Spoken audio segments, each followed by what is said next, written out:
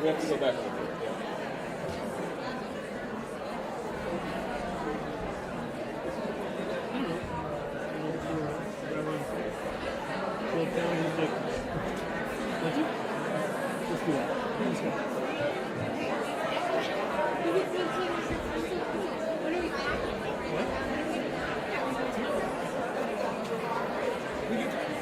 I think we are. First of all, we have to come out of here as close as we can.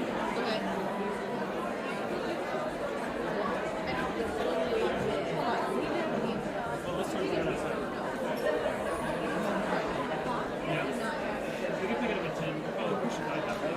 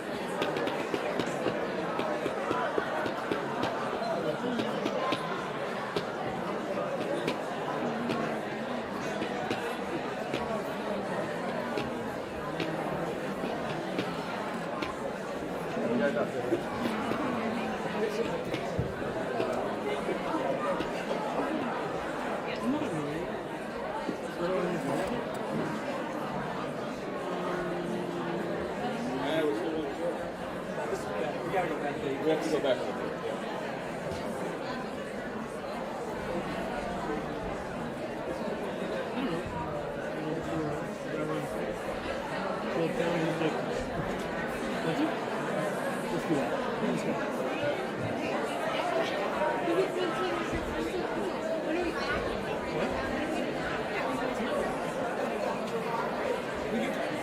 I think we are. First of all, we have to come out of here as close as we can.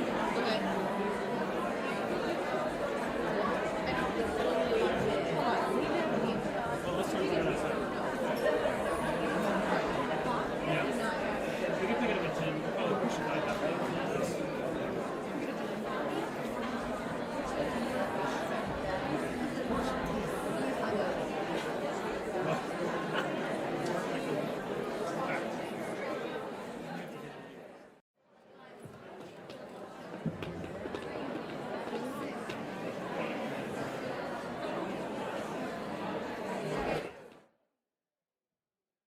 Turn my microphone on, turn your microphone on, and blow!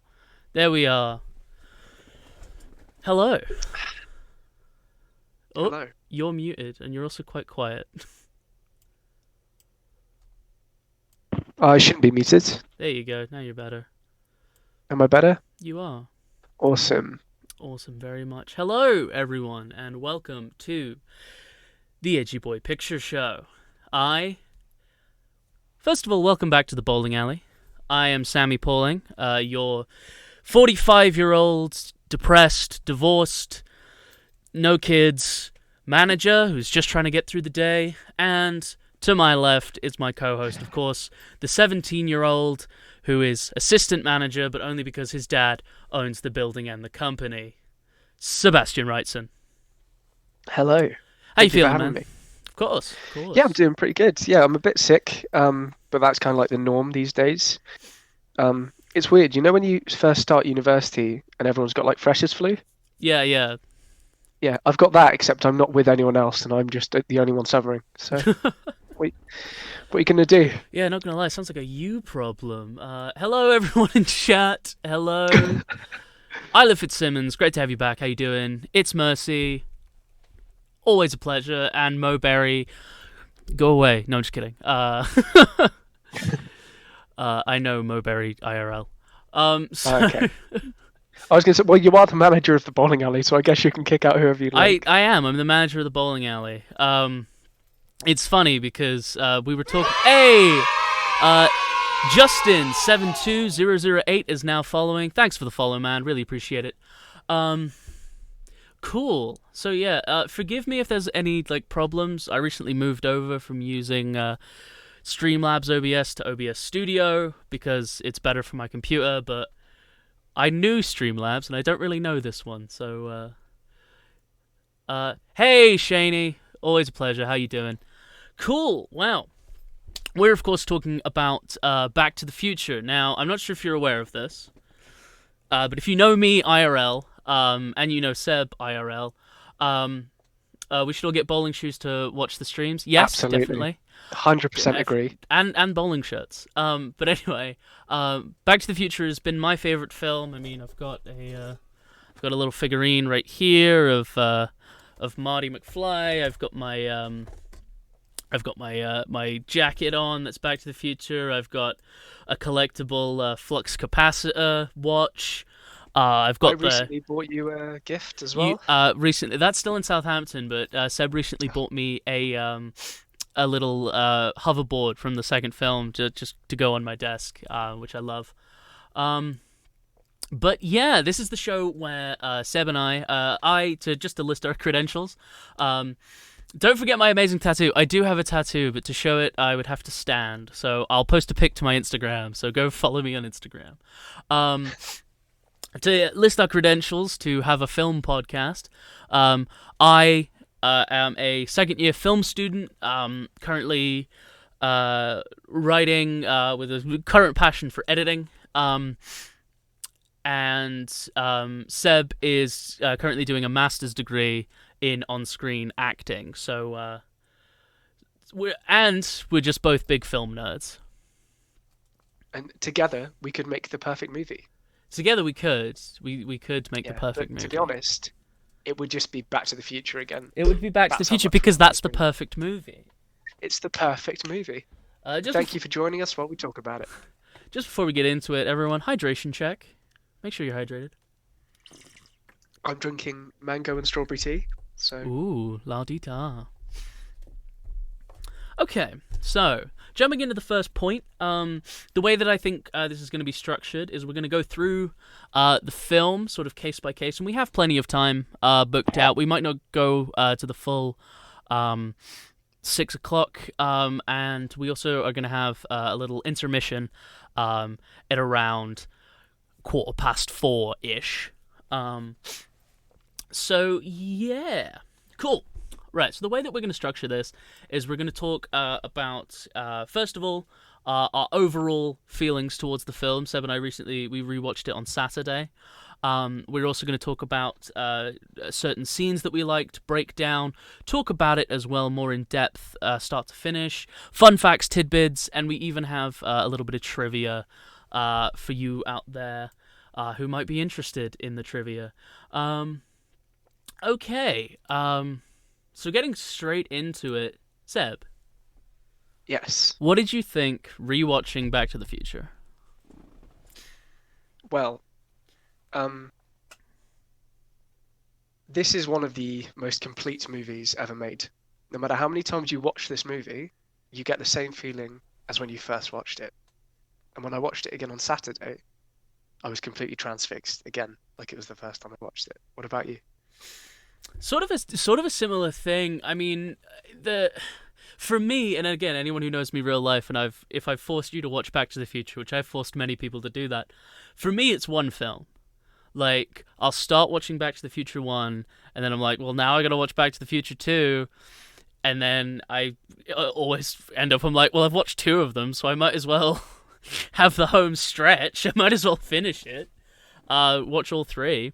So, and same thing, I mean, you took a picture of, I mean, and we'll talk about it more in depth, but Seb and I were watching it together over Discord, and he took a picture of my webcam when at the scene at the end.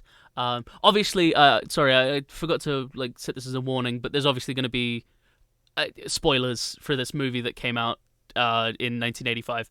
But there are obviously going to be spoilers. So if that's something that you are not cool with, that's fine, because we're also uploading this to YouTube. So you can watch the film and then watch the podcast later on YouTube. Which, by the way, if you're watching us on YouTube, you found it on YouTube later, you could have watched us on Twitch every Monday, 3 p.m. to 6 p.m. But anyway, Seb took a picture of my face, and I was just in the end scene, obviously spoiler, but in the end scene, when the car doesn't start, when he's ready and he's like, I got a time machine, I got all the time in the world, and he goes it to 10 minutes before, and the car doesn't start. Oh my god, every single time I'm like, well, how are they going to get out of this one? Like, every single time. I've watched that film more times than I can count. But every time I'm just so hooked. I'm so like, are you kidding? Like, how are they going to do it? Oh no, it came unplugged again. Like, every time. I'm always, it's the same as you said, always it's like the first time I've watched it. That sets up a bigger point that I wanted to talk about later, which is this idea of like payoff. You know, they do this beautiful thing of like they set up and they pay off. I actually want to talk about that as well. Yeah, no, Fantastic. I've got a big thing about that.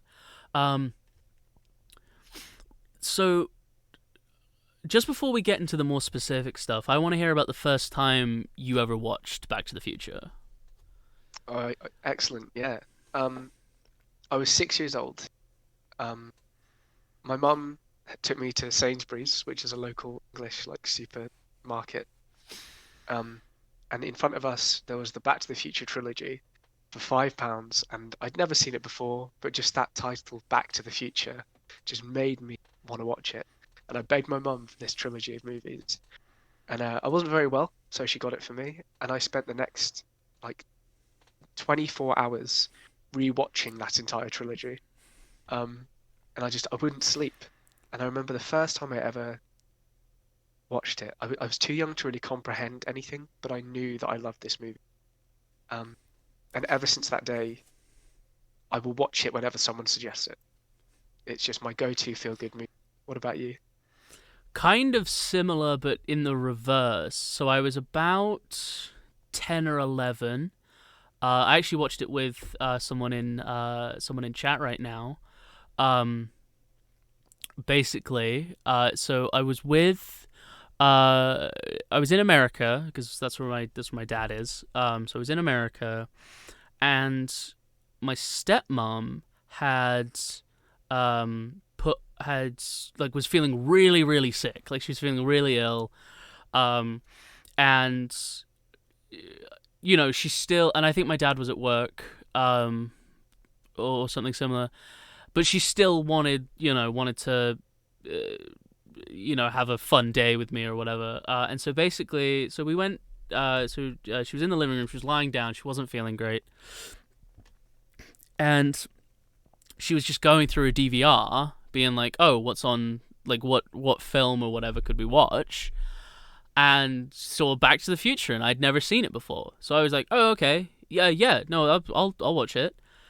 And yeah, like you said, immediately I was like, this is the best. Like, this is so good. And she said, well, we've got the second one as well recorded if you want to watch that. Because she was happy that I was entertained and that she didn't, she was ill and she didn't have to, you know. So we watched it again then afterwards. Watched the second one. And I similarly was just like, how does it end? How does it conclude? And she was like, I've got the third one. Like, we can watch. So we spent the entire day, and I think that's why it's one film for me. Like, I've said this, I'm not sure if I said it on stream, but Back to the Future for me is one film. So I think that's where that came from, is that we watched it, and like we watched it start to finish, 1, 2, and 3, and I think that just that cemented like this is definitely my favorite film. Kind of a similar thing, and I'll also never forget. So it was Back to the Future Day, which is obviously October 20. Oh damn! I'm such a bad fan. October 25th. October 25th. I thought it was 2015. October 25th, 2015, and I came to school wearing because I have the hat that Marty's kid wears, Marty McFly Jr. Oh, the disgusting rainbow. The disgusting like rainbow hat, yeah. And I wore that to school, and I got in so much trouble because they didn't care that it was Star Wars Day. They kept being like, you can't wear hats in school. So every couple of every time I wasn't around a teacher or whatever, and I was never one for the rules. So I would just always have it on. And then my science teacher, I was like, here we go. She's going to tell me to take it off. And she was like, oh my God, that looks so much like the one in the film. And I'm like, yes, exactly. And I had my pockets turned out as well. Like, oh, dude. All you need is the Nikes. I was a big nerd. And then, the next following month or a couple of days after, November 5th, 2015, I was like, it was 60 years ago that Dr. Emmett Brown invented time travel. It's so good. It's just a sign. It just shows like the longevity of the movies. Yeah. It's a. If you look at it on paper, it's ridiculous concepts. Like there's that very famous John Mulaney bit where he talks about the people who must have pitched Back to the Future are crazy, but it's perfectly encompassed by an incredible soundtrack, amazing acting, and the story just fits so well within this kind of hour 45 limit. It really does. It's just it's so iconic as well. And like I said, we'll talk about it more specifically. But okay. So getting into it more as a whole. If you don't mind, I would like to talk about the opening scene because I have kind of a lot to say about the opening scene. Absolutely. I would like to talk about that first, if that's okay. So, the opening scene. So, as it opens, we're obviously greeted by all these clocks and all these machines that Doc has set up, like the toaster, the automatic can opener for his, dog's food. And just in that first scene, there is an absolute ton of foreshadowing. There is so much in just that one scene, like an insane amount. There's the scientists, like Thomas Edison and stuff along the wall. There's the obviously when Marty enters the room and he kicks the skateboard, there's the box of plutonium. There's the Toyota announcer saying that there's new Toyotas. There's the newscaster saying it's giving us exposition, but in this perfect way of like none of it feels expositional. It's not one character saying something to the other. It's that perfect balance, and also in kind of maybe an abstract way, just the fact that his first experiment was clocks, was all about time, was all about time being slow, was all about and I love the sort of and sort of a, a similar thing is that like Marty is always, and it's a famous line in the I think the third film, But Marty's always running late. Sorry, and obviously the line in the third film is, "Why do we always have to cut this so damn close?" Like, and it's true because he's always like about to miss it, or he's always running late to things, which I very much like. I had one of my lecturers for my master's degree actually did the Hydration audio check. description. Sorry. Hydration check. Good chat. He did the audio description for Sky when they put this on. Oh yeah. And he said that whoever watches it with the audio descriptors on is going to get the entire movie spoiled because he had to read out all of this exposition. Yeah. Yeah. And it's just, I think that's beautiful. And and speaking about character as well, obviously the first glimpse that we get of Marty is he rides a skateboard. Yeah. That's the first thing we know about him. Yeah, he obviously can drive. They mention it later in the movie, but he chooses to ride on his skateboard everywhere. Yeah. Prompting why he's always, like you said, just in time. Yeah. Yeah, I just think that, and also it's completely an unedited shot from when he enters until when he plugs in his guitar. And you're right, like, sorry. It's amazing. Yeah, go ahead. I was just gonna say, I mean, obviously the scene where he plugs in the guitar is so iconic, but also it was a joke. Like, really? So his guitar that he uses in it is called, I believe it's called a Hofner mini guitar, or a Hofner travel guitar. Basically, the joke was, this guitar is so stupid. It's like, this is this tiny little guitar, and we're plugging it into an amplifier the size of a wall. Like, and that was sort of the joke of it.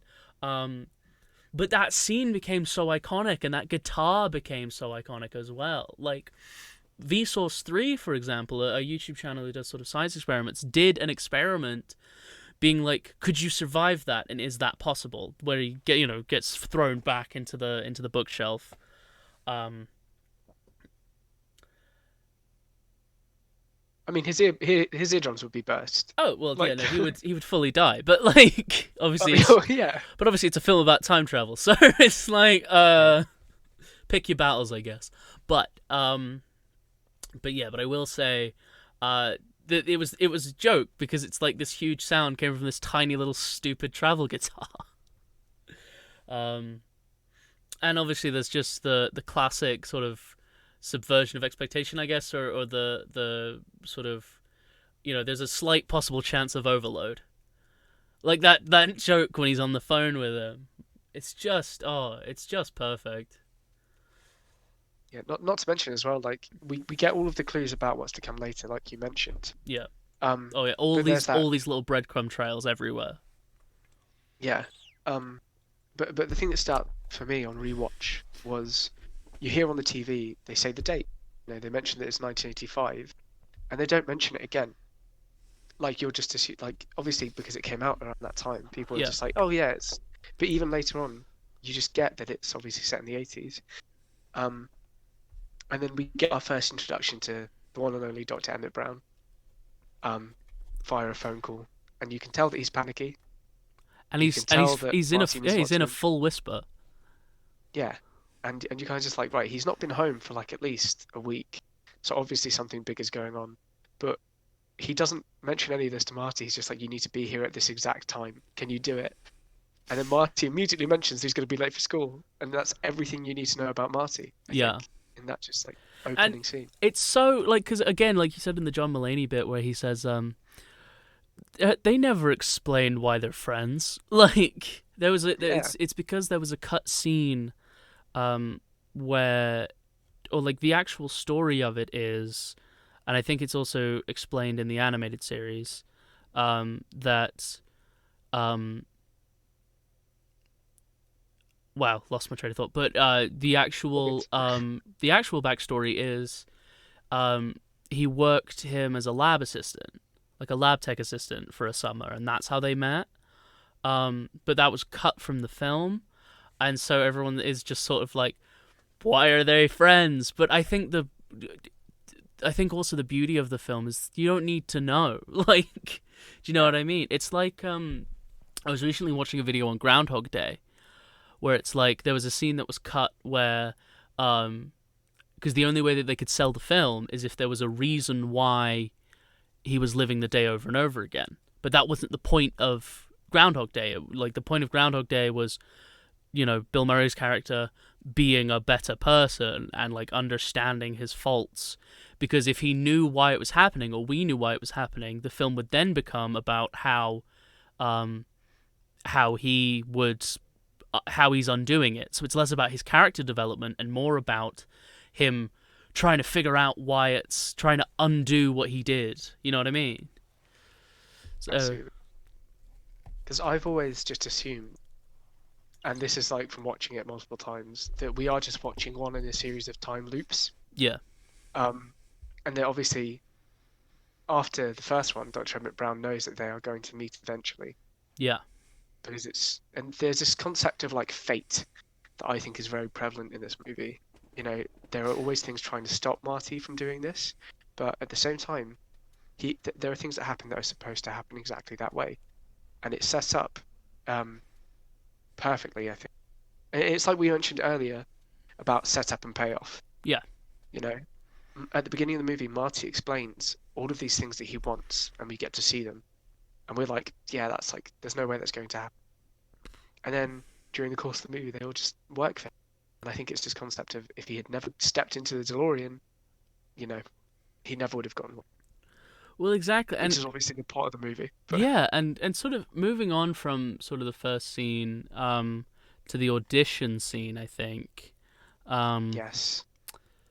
The audition scene is so bloody perfect. It's this, like, because I mean, even then, Marty is running late. He is the last person on that stage. So we have this, we don't even need to have this, like, understanding. It's just sort of, but without someone, again, it's the perfect explanation of showing and not telling, of someone saying, hey, you're 20 minutes late. Like, no one says that. He's just running on stage, and, like, he plugs in really quickly, and we just know, like, you know, we just know that it's you know, that's what's happening. Yeah. And I think, obviously there's a great cameo from Huey Lewis. Yeah. Who Who writes did two the songs for entire this movie. entire soundtrack? Did he do the entire soundtrack? I didn't know that. Yeah. Yeah. Yeah, he expresses that the music they are playing is too loud, even though they're playing one of his songs, which is just perfect. But we do also get this beautiful moment between Marty and his girlfriend Jennifer. Yeah. You know, he's always been surrounded by people telling him he could be more than he currently is. But the only time that we really hear it is from his girlfriend. You get the feeling that she says it every single day. Yeah. No, definitely. And it immediately sets up that connection where you know that they're in love. Not because they say, oh, I love you. It's because she's just there for him. And she supports him from the sidelines. And I think it's beautiful exposition. Oh, incredible exposition. And it is just that perfect showing and not telling, you know. And it's also just the knock-on effect as well, because Marty brings up, or like Jenny says,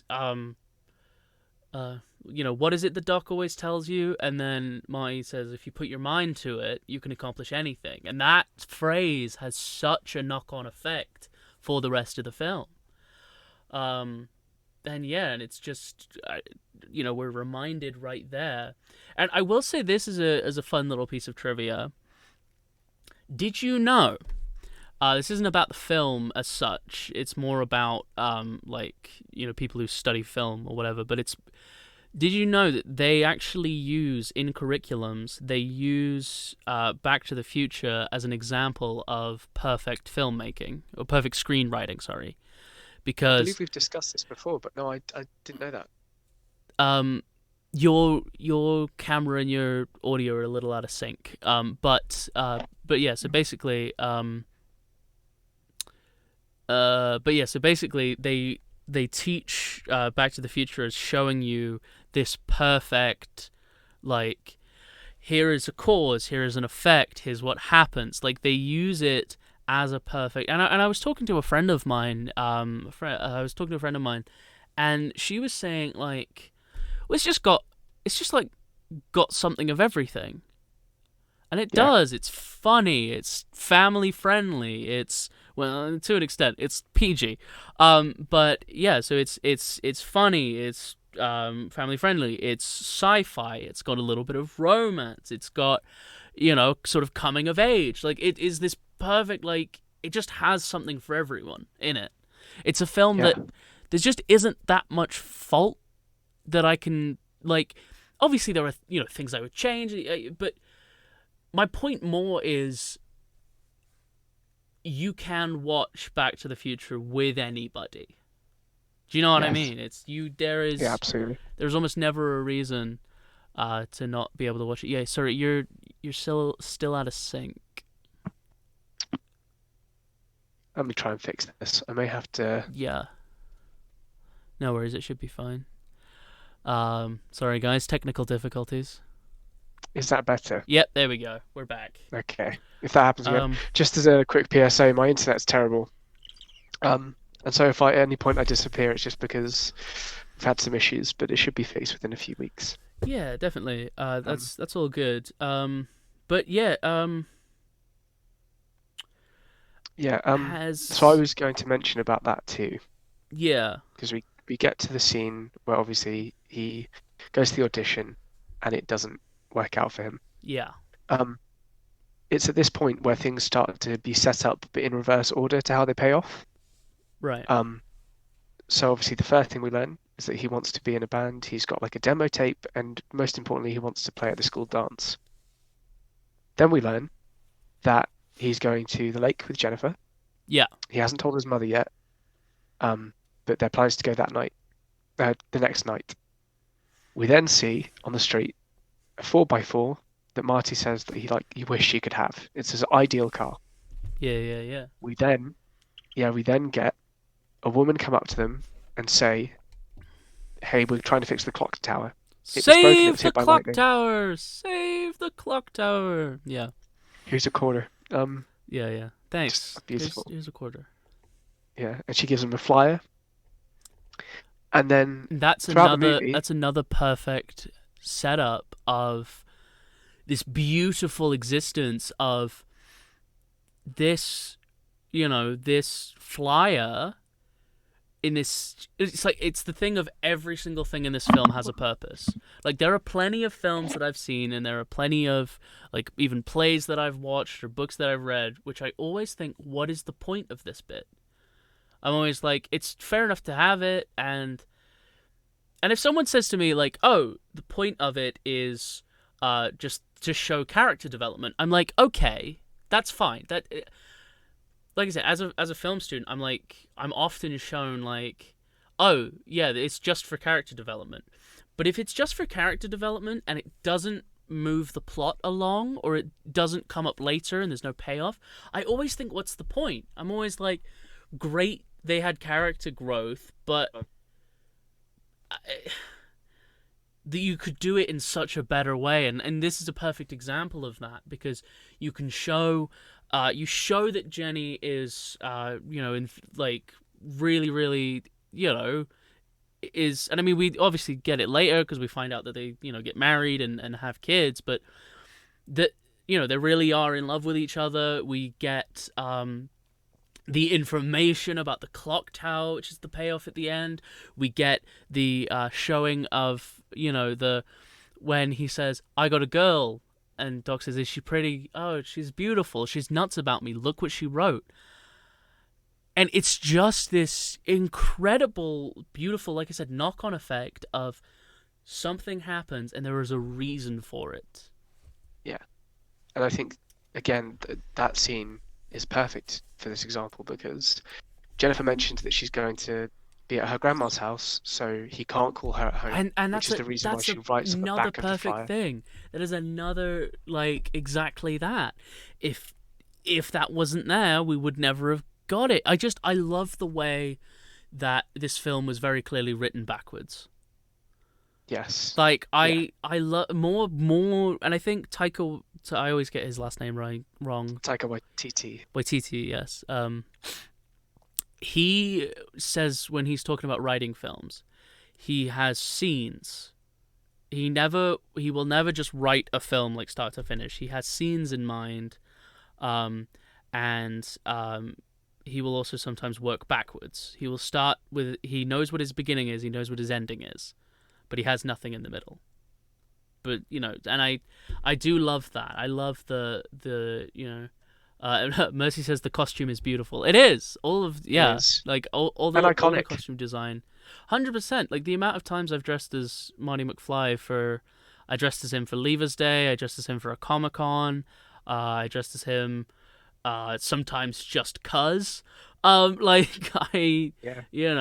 will And wear it all that. has purpose too. And everyone always Like, there's tells that me, beautiful do you know one that you're later. dressed like Marty McFly? And every time I tell them, no. Why would you say that? That doesn't make any sense. Who? I've never seen that movie before. Yeah. What movie? What are we talking about right now? Smoke Bomb. Smoke. Bye. You didn't have anything. You just said poof and then you walked away. But Anyway, we're off topic. that's fine. By the way, if you have any thoughts, feelings, or anything about the film, please feel free to put them in chat. Don't feel like you're just meant to be watching us. This is interactive. That's why we streamed it. If you have got any thoughts, feelings, or anything, just pop them in chat. And I think the color palette is amazing as well throughout all three. Set and costume matches perfectly. I was actually thinking of this while watching WandaVision. There'll be no spoilers for WandaVision. Don't worry, I'm not going to spoil WandaVision. But I was thinking about it recently that like to show an era, people don't realize how much color has to do with it. People think like, oh, it's just script and cinematography, but the amount that like color is important is really insane because you can show so much with just color. Well, I wrote that down as a point which I also didn't realize the first time you watch it. Yeah. Is that Hill Valley, which is where the film is set, it gets brighter when he goes back. Like the color returns to the trees, the sky's clearer. Yeah. Sorry, my screen froze for a second there. No worries. And I think that, it's like you said, the color in this movie is just incredibly used. So I was reading the Jojo Rabbit is my favorite color palette in a movie at 100%. It is very, very good. It is very, very good. I've never watched the film, but I'm absolutely loving the stream, making me inspired to go and watch it. And the vibes of you guys are immaculate. That's always lovely to hear. That's a huge compliment. But I completely agree with Jojo Rabbit. It is wonderful for colors. My favorite director for colors specifically is Wes Anderson, because Wes Anderson colors are, he knows what he's doing with colors. Do you know what I mean? Well, he knows film. Oh God, does Wes Anderson know film? Jesus. But directors of the film. Sorry, I will say this Robert really Zemeckis quickly. as well. Yeah, oh yeah. I will say, Isla, it was taken off Amazon Prime, which I figured out the other day because I went to rewatch it, and obviously I have the box set, so I was like, oh well, I'll just watch it on Amazon because I'm already logged in on Amazon, and Amazon's actually better quality than DVDs. So I was like, oh, I'll just watch it there. But then I looked for it, and it was like, you can buy it for $7.99, and I was like, oh, all right, okay. So I did feel bad saying that it was on Amazon Prime when it wasn't. Love Wes Anderson. Yes! Oh, yes, Wes Anderson. Yeah, fantastic. Incredible, man. I've got my Blu-ray Back to the Future. Oh. I own 2 copies of Back to the Future. I saw a video the other day that says once Marty comes back to the sign, so that is something I wanted to bring up because it kind of made me mad because someone on TikTok went, did you realize, because in the film, just as a setup, the mall that Marty goes to meet Doc in is called the Twin Pine Mall, and this is another thing which, even though it's just for a visual gag, there was exposition for a point, and he was like, oh, I remember when this mall was just pine trees. It was just, old man Peabody's, Old man Obviously Peabody had this crazy Sherman idea Peabody. of breeding pine trees. But like even that, like I love that because I'll talk more about that. But I saw something on TikTok. This guy got 2 million likes for being like, "Did you realize that in the beginning it says Twin Pine Mall and at the end it says Lone Pine Mall?" This is in reference to Marty hitting one of the pine trees as he drives away, and I was like, I realized that, and I could have made that video and gotten 2 million likes. Are you kidding me? Oh, I mean, but I yeah. think though that kind of is that joke as well. That sets up so many other things later in the movie, because obviously, what's his name? His name's Peabody, isn't it? Old Man Peabody, yeah. Old Man Peabody is a reference to Sherman and Mr. Peabody, the old cartoon and comic about the first time travelers. I'm getting texts, which is not good for this. But anyway, yeah. So as you mentioned, we then move on to seeing him. However, I completely forgot. We get introduced to Marty's parents. Yeah. Oh, well, I actually did want to say just what I. Oh wait, no, actually, chronologically, yeah, no, don't worry about it. But yeah, no, I did actually want to talk about like meeting his parents. Yes. Because obviously the effects in this movie, in my opinion, are revolutionary. Not only practical but also digital. Yeah. And one of the things I feel like they do just so right is aging up the younger actors to play themselves. Oh, it is insane how that still holds up. That makeup of them looking older is still perfect. And that sets up something I wanted to talk about as well. From an actor's point of view, one of the reasons why this movie is just so memorable is the exaggeration of character. You immediately recognise that, his dad's a bit of a nerd. You know, he gets bullied a lot by his boss, Biff. I did actually. I have this written down in my notes. I literally just say, "Biff is the perfect asshole." Yes, yeah, 100%. And it's all down to the fact that the actors kind of focused on one specific part of that character. You know, Biff is this. He's got this syndrome of where he has to impose himself on everybody. And you immediately pick up, even if you can't understand what he's saying. You know, and me as a 6-year-old, I didn't get what he was saying. Yeah. But I knew that he was the bad guy because of the way that he physicalized himself. Yeah, no, very, very good actor. Very, very good. He's an artist now. Is he? Yeah, he does pop art. My uncle tagged me in a thing where it was a post about him, and it's like postcards that he made that had a picture of him on it, and on the back it just said, "Yes, I am Biff from Back to the Future. Yes, I'm that guy. I'm now doing this," and I love that so much. That's so funny. Shaney says practical effects always age so much better. Look at Alien versus Alien 3. Sorry, the text is quite small for some reason. I don't know. And Mercy says, "You're my density."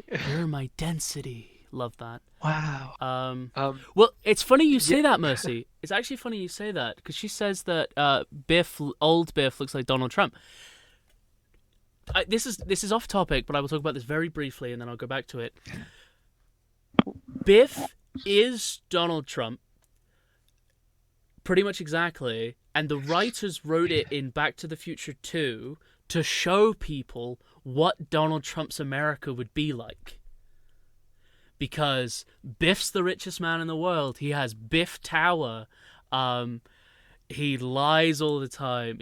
And so this was back in the 80s, but he was the whole point was them showing you, because he said in the 80s that he'd run for president, and they were just trying to show you like this is what Donald Trump's America would be, and it pretty much was. So yeah. I also want to state we've been doing this for 40 minutes and we are still on. We are still in the opening, but that's why. That's how much I love this. That's movie. why we have 3 hours. That's why we have it's 3 true. hours. Okay. I didn't even notice that's so that's so true effing hell. Yeah, no, it is. It's insane. Um, God, Robert Zemeckis and Bob Gale, just geniuses, honestly. Yeah. Just Do you know how geniuses. the concept of the movie came about? You're frozen for me, so I don't know if you just want Oh, to refresh as in your video? webcam. Yeah. Yes. Is There that we better? go. Am I Yep, moving again? yep, we're back. We're back. Fantastic. So yeah, do you know how the concept of the movie came about? I don't. Give me a fact. So Bob Gale, when visiting his father, was looking through his old yearbooks from high school, and he thought to himself, "Would I get along with my dad if I met him in high school?" He That's then so contacted Robert cool. Zemeckis, and they wrote the script. Yeah, That's and so that's so that's where the idea cool. came from. I didn't know that. Bob Gale, man. Yeah, I love that fact so much. Well, Um, it's like we were saying, like just to go back to the scene where he's late for school, and obviously they have the iconic "Don't need money, don't take fame." how Power of Love, great song. Um, fantastic! when he's pulled by he's pulled by a Oh, this he's truck. yeah. Yeah, So here's something that Seb didn't realize, which Seb knows more facts than I do about this film, because I'm more on the like uh like I'm a big movie buff about like less facts about how they made the film or how it came about, more about like how it was actually like made and like the actual but anyway, so here's something that I noticed, and so I looked it up. So basically the truck that Marty is getting pulled by, the first one, not the second one, the first one is a pickup truck. And then he transfers over to a Jeep, right, where this guy, who I found out was Robert Zemeckis, looked back, the one with the Mountain Dew hat, and, Marty, like, waved at him, and he's awkwardly. But I didn't realize this until quite recently. They are wearing the same outfit. So the one in the pickup truck is wearing the same flannel with the Mountain Dew cap, and then Robert Zemeckis in the Jeep so they're wearing the same outfit, and I'm pretty sure that was Bob Gale, if I'm remembering that correctly. He was in the pickup truck. I just love that like this whole movie is basically like Bob Gale and Robert Zemeckis being like, it'd be really funny if we put that in, wouldn't it? And then Yeah, they just did it anyway. it just did it Um, anyway. so yeah, we learn from the scene when we meet his parents that they met at the Enchantment Under the Sea dance. The fish under the sea dance. That's It was the so. Enchantment Under the Sea dance. That's so. That story sucks. Grandpa hit him with the car. Again, setting up the entire movie in one conversation. Um, and that line delivery by I can't remember her name. Who plays Marty's mum? Crumbs. I cannot remember. I'm bad with actors' names. Yeah, to be honest, me too. She. Who I plays? might do a quick Google. Yeah, no. I'll. You talk about what you're talking about. I'll Google who played Lorraine. Okay. Yeah. So Lorraine's discussing the story about how she knew she was going to be with Marty's dad forever. And comparing the way she speaks about it from the beginning of the movie to the end, there's this one line that she says, which is, "I knew I was going to be with him forever." Yeah. And she says it's just like she's so depressing. Yeah. And then when we talk about it later on in the movie, it's completely uplifted. And she's Yeah. just like, No. "I was gonna be with him 100%. forever." It's Leah Thompson. Leah Thompson plays. Leah Thompson, of course. And then she went on and did that duck movie. Yup. Yeah, we find out expositionally as well that the car has been totaled by Biff, which is why he's in their house, Yeah. and Marty can no longer Beautiful, go. And beautiful, like show of power dynamic. Beautiful Absolutely. show because he's like, sorry, Mercy says, "What, Lorraine? What?" My entire family says this literally all the time. Yeah, it's so good though. When he's like, it's the night of that terrible thunderstorm. Remember, George? He's like, "What? What, Lorraine? What?" It's so good. It's so anyway. But yeah, perfect exposition because we have a reason that Biff is there. It ruins the camping trip, which is brought up later. And it shows the "say hi to your mom for me." Like it's this a beautiful introduction, and he's like, "Your insurance? Who's gonna pay for my dry cleaning? I got beer all over my Like, it's like Yeah. you were drinking beer and you crashed his car, and you have the audacity to be like, you should pay for it. And going back to the what Lorraine what line, obviously we find out later on, because she asked him, what were you doing up in that tree again? What was it? Bird watching? And he And was bird watching. Yeah, yeah, he was indeed watching Lorraine, which we find out later. He's a peeping Tom. Sorry, there's just so many Damn, iconic look lines. out! Yeah, the whole movie is just full of iconic lines. I think that together we could probably recite the entire script of Back to the Future. Easily. Hands down. Are there any faults in the legitimacy of time travel in any 3 movies on what you know? So, that depends. So I'm really, and Seb knows this because I DM for Seb, not just Seb, but Me personally. I love. So, like, in my games of Dungeons and Dragons, I will often include time travel as a device because I love it so much. And so because of that, I've done a lot of thought on the hypothetical. So, for example, if a time machine, right, worked as a teleporter, right? So your matter is taken from one plane, moved to another, right? Technically speaking, if it worked as a teleporter, the way that we have theorized teleporters to work, you would be hurtling through space. Because the Earth moves. So if you were on the exact same space, if I was sat here and I immediately time traveled to even 5 hours from now, I would be in space because not only does the Earth move around the sun and the Earth move through the universe.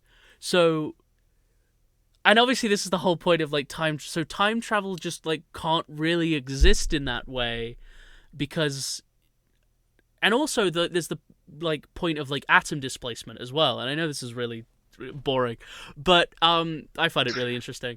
But atom displacement means that it's kind of like the butterfly effect. If you hit impact, say if I go back to 1955 and it didn't work like a teleporter, I somehow still managed to go back in time, I would cause shifting of things that could result in a tiny little whoosh sound, or or a mushroom cloud that's the size of a nuclear explosion. So the way that I'll combat this is, and I think this is another device which I think is beautifully used, is we do not understand how the flux capacitor works. And we are never told. All we are told is this is what makes time travel possible. Yeah. And we are just like, yeah, 100%. I trust him. I love that so much. And I wouldn't Marty have started to disappear first in the picture because he's the youngest? No, well, Mercy said exactly beautifully what the point, which is very true. He was the first born, so he would have been the first to be erased.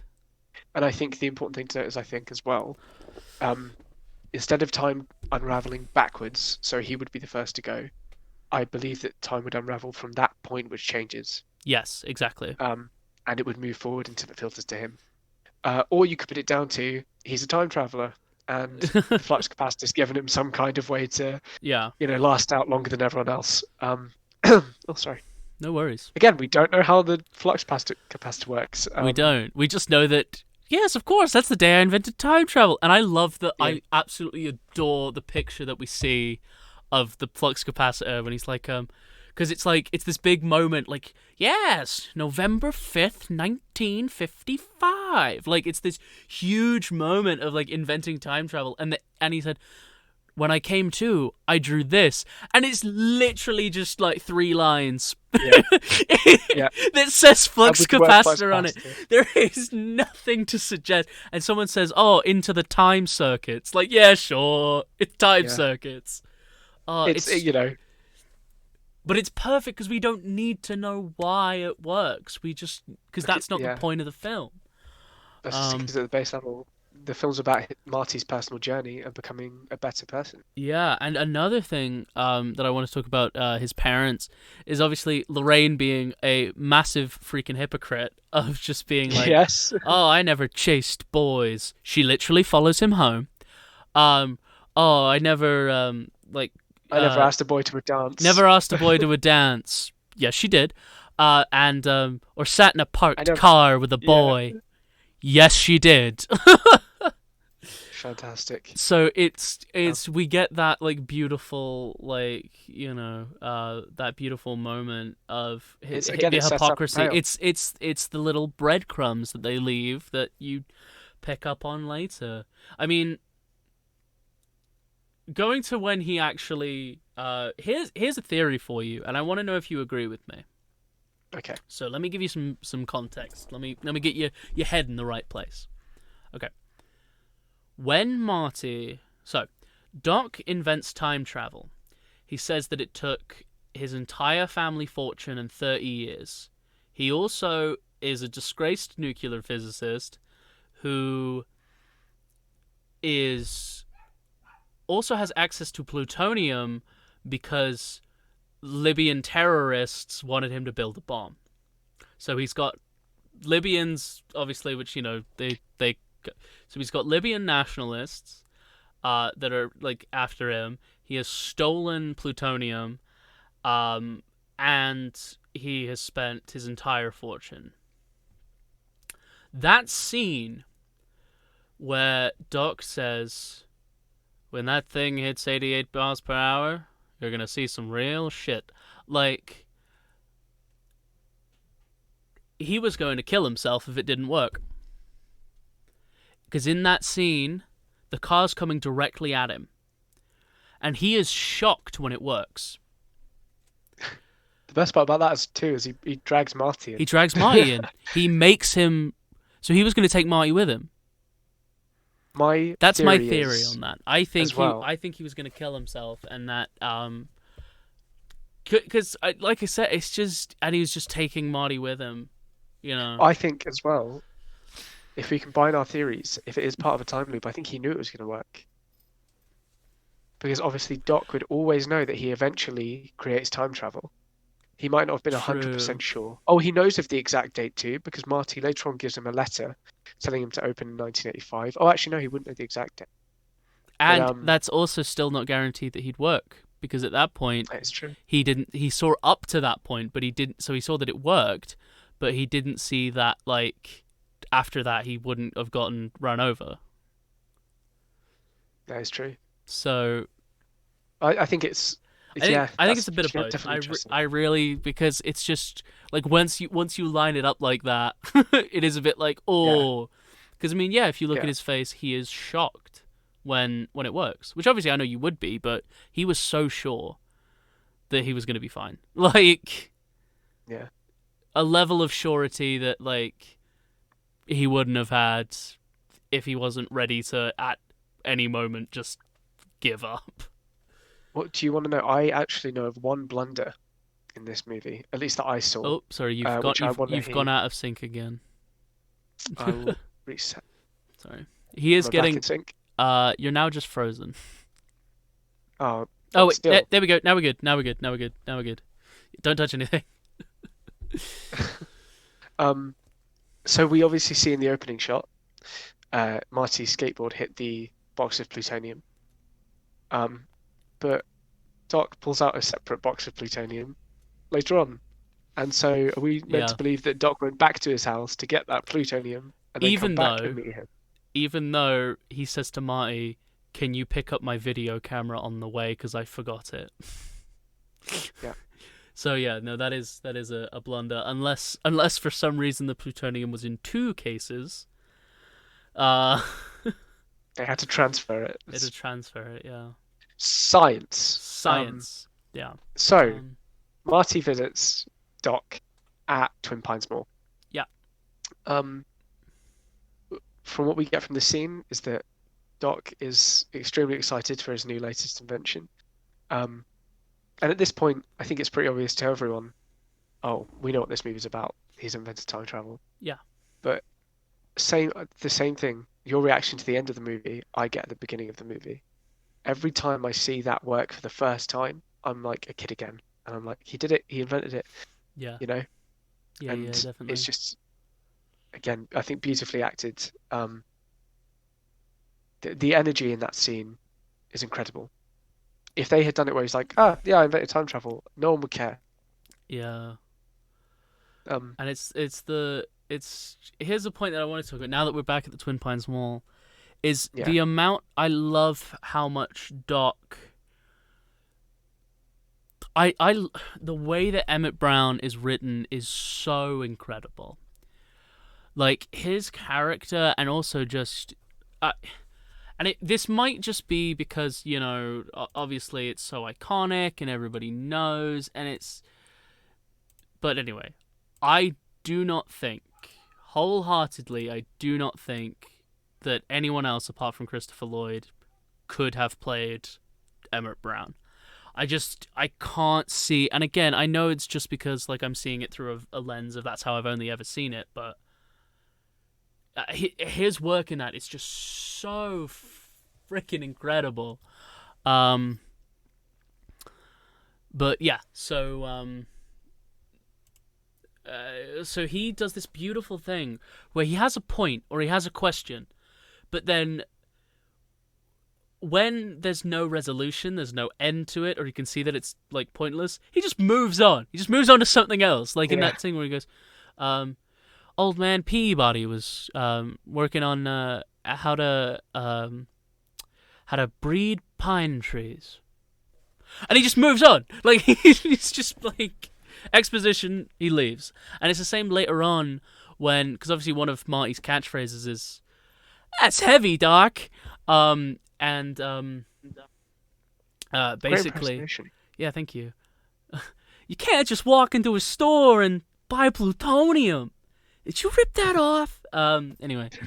I'm sure where you come from, you can walk into any pharmacy and buy plutonium right off the shelf. But yeah, anyway, so Sorry. it's a scene because a thing that obviously that Marty says a lot is, "That's heavy, Doc."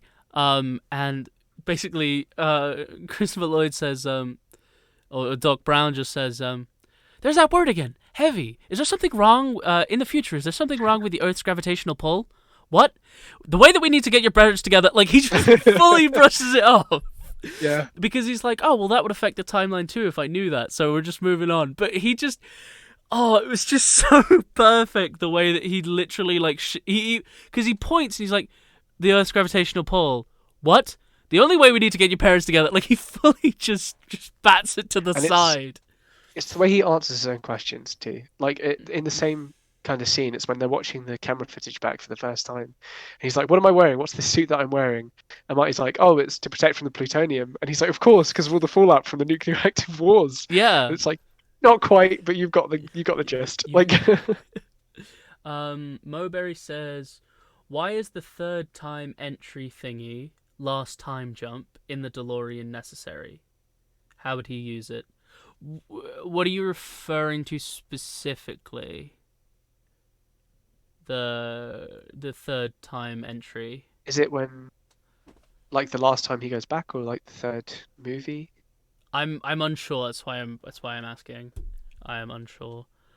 Yeah, Unless you're talking about when he inputs the time again to go back further to save Doc from the Libyans.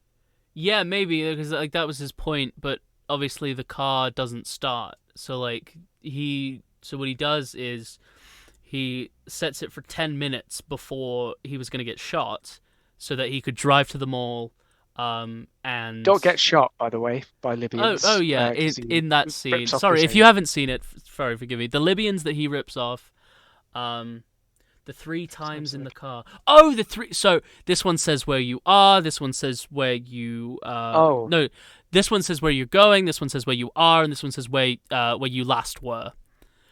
So it's just like, basically it's like, okay, so on the top one is where I'm going. This is so I know what time it is local to me. And the one at the bottom is where you last were. Yeah, exactly. So what would he use it for? Just knowing. Oh, I think it's for easier. I think Doc says in like a throwaway line, it's easier. It's for easy use. Yeah. So you don't have to like re-input the whole thing. You can just, I think there's like he says like you can hit button, it just goes straight back. Yeah. I could be wrong about that, but I think it is a throwaway line. Because why do you need the last one? I think it was also just where you've been, like, if you need to go back to it for any, so like, because it's, so in it, it would be, okay, so the top one is, for example, 1955. The one at the bottom is 1985, where you currently are, and the one underneath that was the one from just before that, where Einstein jumped, so that's still 1985. But later on, obviously, it's you are in 1955, you want to go to 1985, and the last place where you were was 1985. So instead of him having to input it, it was just... And also, it's also just nice to know where you've been, I think. And I think in context of the movie... Hydration check, sorry. Hydration, everyone hydrate. The last time in the movie is obviously when Doc was shot. Like, literally that's the time that he needs to know to get 10 minutes before. Yeah. So in context of the movie, it's easier for Marty to be like, okay, Doc was shot at this time. Yeah. So 10 minutes before that time is when I need to be. Yeah. I think other than that, I can't really think of a use. I have to admit that is a very good thing to point out, though. But that was a good thing to point out, though, because otherwise he wouldn't have known when Doc got shot. I don't think they use it much in... Oh no, they don't use it like at all in the other films. Movies. Yeah. I guess it could be something to fix. Yeah. What you've done to the timeline. Yeah, that's good as well. Like Make Out With Your Mother. And in the second film, where Biff takes the time machine, because then we know when Biff took the time machine. I feel like they wrote all 3 movies in one sitting, and they were like, okay, hopefully we get a sequel out of this. Yeah, I'm glad that. And if you have any other questions, because like I said, this is the perfect movie to talk about it with, because obviously it's mine and Seb's favorite movie. So yeah, any other questions? Feel free to pop them in chat. What do I have written here? I have literally, because it started off with me writing loads, but then I was like, I just want to enjoy the film. I don't want to keep having to take notes. This isn't school. So I literally have here written life.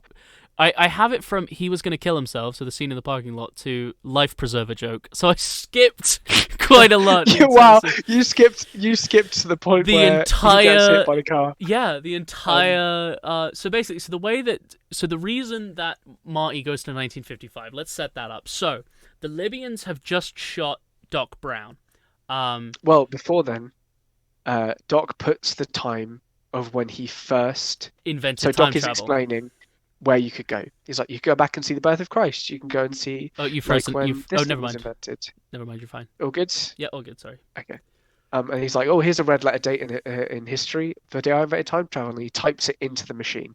Yeah, and he goes, of course, because in the other ones he changes it to something else, but he goes, of course, November 5th, 1955. Has it really been that long? So he's taken aback.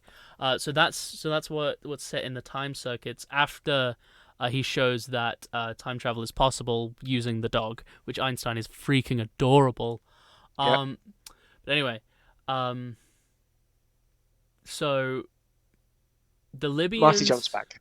So the Libyans have just shot Doc Brown, and so to not also get shot, Marty jumps into the DeLorean. He in using the shift, in using the gear stick, he puts it into second, and in that he hits the time circuits, which we show that you have to turn on for it to go back in time. So they were turned off, but he turns them on when he hits the gear stick. So he hits second, hits the gear stick, and obviously, so the famous line is when it gets to 88 miles per hour. So he's driving away from the Libyans, and Libyans are about to shoot him before he's gotten in the car, but the gun jams, so he jumps in the car, starts driving, has hit the time circuits, and then he says, because these guys are in a VW bus, he says, let's see if you bastards can do 90, and he, tries to go 90 miles an hour. The joke there was actually where 88 miles an hour came from. The joke there was that a DeLorean could not go that fast. Like the car the car sucked, and it could not go that quickly. Do you want to know why Marty chooses to go into the DeLorean as well? Not only because obviously it's a car and he can get away, there is a second reason that is set up immediately before this scene. Go ahead, fill me in. Doc says, "Oh, you can take the suit off now. Don't worry about it. The entire thing is lead-lined." Yeah. So that's why it's impervious to a couple of bullets, because Yeah, it's lead lined. this thing would actually barely move, let's be honest, if it was Yeah. covered in lead. Oh yeah. It would not go to at all. Yeah, The would not speed it hit needs to. 90 at all. But so that was the Yeah, joke so- with the DeLorean because the car itself was bad. But now one of the most iconic cars ever made. Oh, incredible! And also because of the lifting up of the side door panels. Yes. Because there's the whole UFO thing. When he's like, it looks And like if an you're gonna build a time aeroplane machine- with no wings. That ain't no airplane. And like Doc says, if you're going to build a time machine, why not build it? With some Style. style. Yeah. And 'cause So of the Marty oops, hits sorry. 88. That's okay.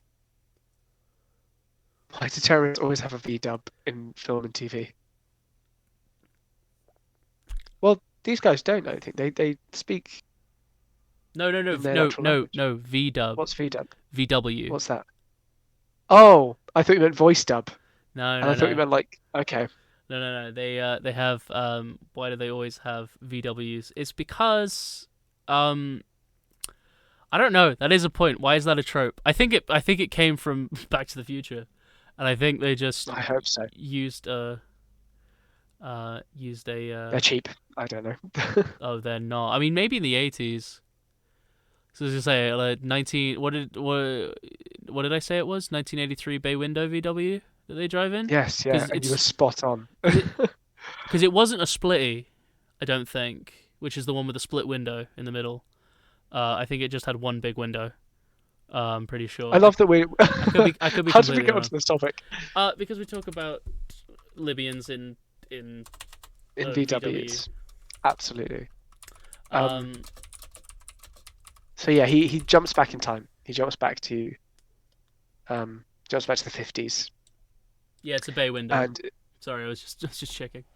oh, okay. I was fact checking myself, and I was right. It's a bay window.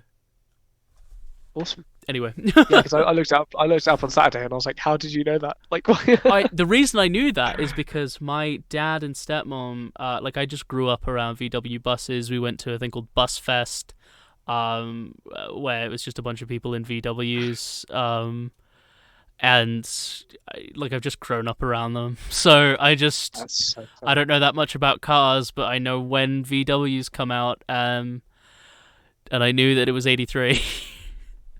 amazing. Because it couldn't have Yeah, been exactly. it couldn't have been any later because the film was obviously filmed in 1985, so it couldn't be in 89. Yeah. Yep. Fair enough. Did the movie come out in 85? Yeah, and I think the joke is because it's such an 80s film, but the third one came out in 1990, Oh, that makes me feel gross. right? The last one came Yep. out 1990. Or it might even be Gosh. 91 because no, it came out in 91 because the second one came out in 1989. Oh, and they were dealing with the fallout of the Christopher Glover thing. Glover? Yeah. That's something we'll get into another day. He sued the company because they used his likeness in the second movie without his Oh, really? agreement. Is that why it Yeah, came out 'cause 4 years he's- later? Yeah, because they had to pay him a massive settlement. And it's actually one of the reasons why film companies now can't use your likeness in film, is because of this big lawsuit.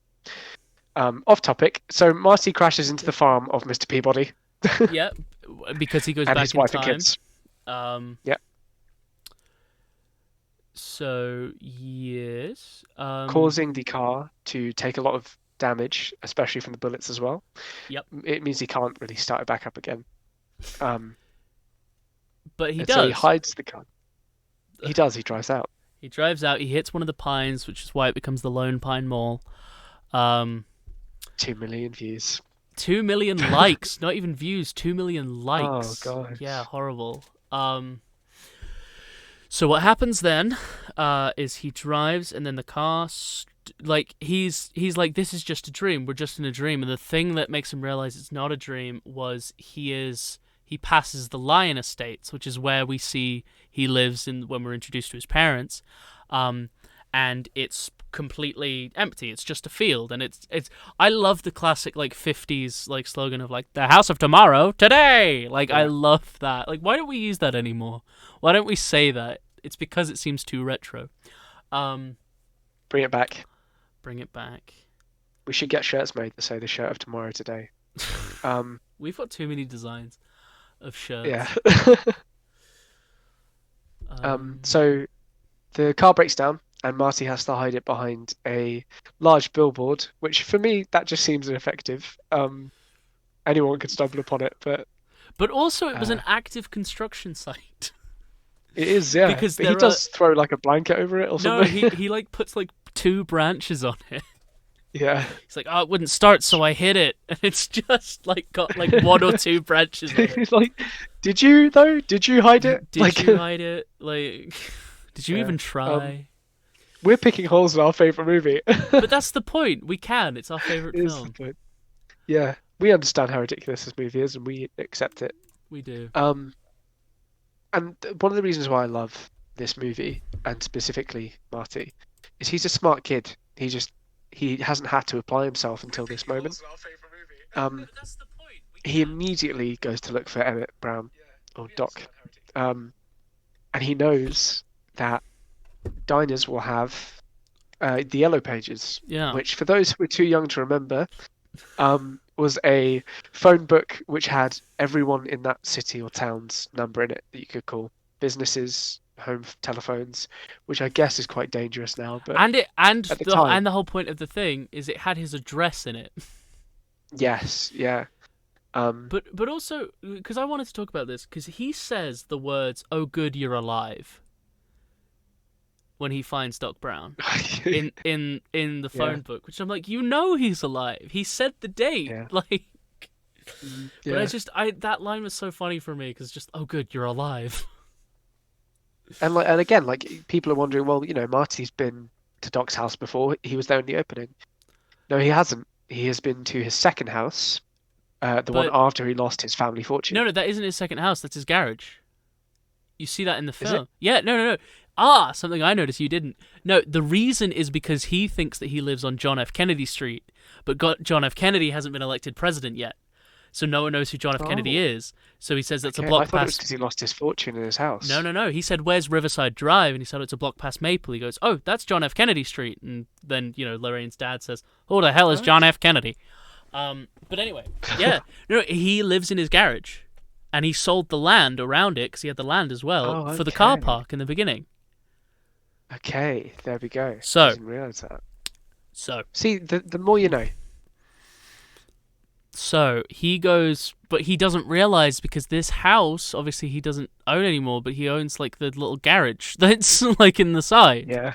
So he just lives there. He sold the house, but he lives in the. I love that he never really uses that house. The only time we actually see him, it's just at the beginning. He goes back to the garage. It's just at the beginning when he. I also love the scene of, there is absolutely no point in the scene, and we're off topic a little bit, but there is absolutely no point in the scene. I know we were talking about points, but there is absolutely 0 point in the scene where he is going like, Ronald Reagan, the actor, and then he's like, I suppose Jerry Lewis. It's like, why is he going into his workshop right now? Why is he running away? Yeah, he's just he's beautifully written. Incredibly written.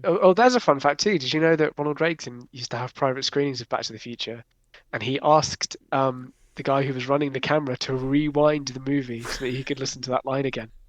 God, what a prick. He was a bad actor and he was a bad president. Oh my God. Brought to you by Ronald Reagan.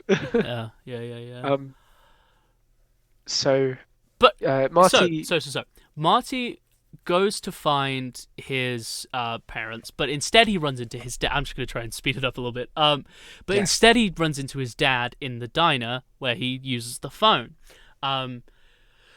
So in this, he starts running after his dad because he doesn't know where he's going. He doesn't know what's happening. and so he follows his dad on the bike. His dad climbs a tree to watch Lorraine undressing, Watch birds. to birdwatch, and he goes, "He's a peeping Tom," and this is where the dad is supposed to get hit with the car. Instead, because it's just instinct, he says, "Dad!" and he pushes him out the way, and he gets hit instead. And something I'd like to point out, when he wakes up, he says, "Oh, I had a crazy dream. I went back in time." And Lorraine says, "Well, you're back here in 1955." And he goes, "1955?" When he says that, she says, "You have been asleep for almost 9 hours now." This kid was passed out for 9 hours, and they didn't think once, maybe we should take him to the hospital. Well, it's the 50s, you know, like that kid. That's got a exactly what I concussion, said. and it's a hard hit, because that's a heavy hit. Like you hear it, and it's just like, oof. Yeah, but you hear it, and also he's asleep for 9 hours, but none of them are concerned. Yeah, well, you know, again, it's like it's the 50s. Like healthcare isn't free in America. Like, so yeah, then he wakes up, and his mother suffers from something called Florence Nightingale syndrome, as Doc so eloquently puts it. I believe he says it's the Florence Nightingale effect. So Yes, sorry. So Marty has dinner with his mother, grandparents, aunts and uncles. yeah, and in this, I want to talk about one thing. He like is freaking out, obviously, because his mom is like flirting with him, and he's obviously wicked uncomfortable with it, and so a few lines that I want to say that really stick out, obviously, is so Lorraine's mother, would be Marty's grandmother, says, "Oh, well, do I know your mother?" to Marty, and it was just so perfect because he looked to Lorraine and was like, "Yeah, I think maybe you do." And then also when he leaves and he freaks out, and Lorraine's mom goes, "What an interesting young man." And he goes, and then Lorraine's dad goes, "He's an idiot." Lorraine, parents are probably idiots too. Lorraine, if you ever have a kid that's stupid, I'll disown you. And it's so funny because obviously that is Lorraine's kid. It's just this beautiful joke that's just written so flawlessly. Before we began the stream, I said to Sammy there was going to be a scene that I really wanted to dissect that Was had it that nothing one? to do. Yes. All right, let's talk about it then. But I won't go into like crazy amount of detail. But Well, it's what you said. The we're going to go attention. for about 10 more minutes, then we're going to take a quick break. Yeah. So you got 10 minutes. Okay. So for me, this scene is this scene encompasses my reason for loving this film so much, and why I think it's one of the best ever made. I know, a weird scene to pick up on. The thing I took away the most from rewatching this scene specifically is the attention to detail in both dialogue, color, and the way that the camera is set up. The first thing I want to mention is at no point has anyone really referenced the fact that Marty wears a life jacket. I think it's brought up once in the diner. It's once in the diner, once by Lorraine's mom, who says, "Oh, are you just recently in from port?" And he goes, Yeah. "Oh, I'm a Coast Guard." Yeah, I think because she mentions, "Oh, I figured you were a sailor because of the life jacket." Yeah. He's like, "Oh, I'm a Coast Guard," and Yeah. and it's these just small, quick, witty comebacks that's like it's clear that this was written with so much detail, and everything you're hearing is like verbatim from the script. Marty goes over to his uncle, who's currently a little kid. So one thing I will say that we forgot to mention when we meet Lorraine and George as parents, when we're still in the present, we find out that Uncle Joey, so Lorraine's brother, didn't make parole, meaning that he was in prison, which follows up with Lorraine saying, like, "You kids should drop him a line." And Marty's sister says, "Oh, do you know how embarrassing it is having an uncle in prison?" So, sorry, continue. No, that's completely fine. And off that, his Uncle Joey is in this playpen. It's like which looks like prison bars. And his mother just off the cuff just says, "Oh yeah, he hates it when we take him out, so we just leave him in there all the time." And which Marty is obviously says, "Better get used to those bars, kid." yeah. Um, and it's this kind of perfect cacophony of Marty living a day in the past. Like, to this point, it's been like, whoa, he's gone back in time. He's met his dad. Oh, now he's met his mum. Yeah, But it's for the first time we really get this like human look at Marty as yeah, like, he's not just this like high school kid who's gone back in time. It's a crazy big, and it's always moving. This movie's always constantly moving, and this is the yeah. first time really That we sit we get to down. stop and take it in. Um, and it's just this man out of time kind of complex to this scene And I just where Marty sits down. I love the scene as well when he wakes up. Sorry, because it's in all three of the films. When he Yeah, gets knocked out, he wakes up. His mom's there. He says, "Mom, I've had a dream," and she goes, "Well, you're all fine now." And then he realizes that he isn't fine, and he wakes up. So, yeah. And I love Mowbray that does because bring up a good point. She does use her older voice when she's in the dark. Her like whispered, yeah, um, yeah. You've been asleep for um, almost 9 hours now, and then when she actually talks, she's like, "Oh, they're over there on my hope chest." Like, well, I think that's probably as well, obviously to trick the audience, but yeah, also it's his perception of it, yeah. you know. Um, and when the light comes on, it's like he's had this like, oh, I'm awake now. Sorry, my microphone Um, fell. that's okay. There we go. So Marty sits down with his parents, and they're wheeling out their first television set, and it's a rerun of a TV show that we No, saw no, no. earlier. It's the first time it's airing. He saw Yeah, it 30 years he, later, as a rerun. But yeah, yeah, and then he jokes about like, oh yeah, we've got two TVs, and it's like, he's just playing with you. Nobody has two TVs. yeah, Um, and it's just this very beautiful, like humane moment that we don't really get to see much of again. yeah. Um, and yeah, the reason why this specific scene sticks to me, sorry, my voice is going a little bit, All good.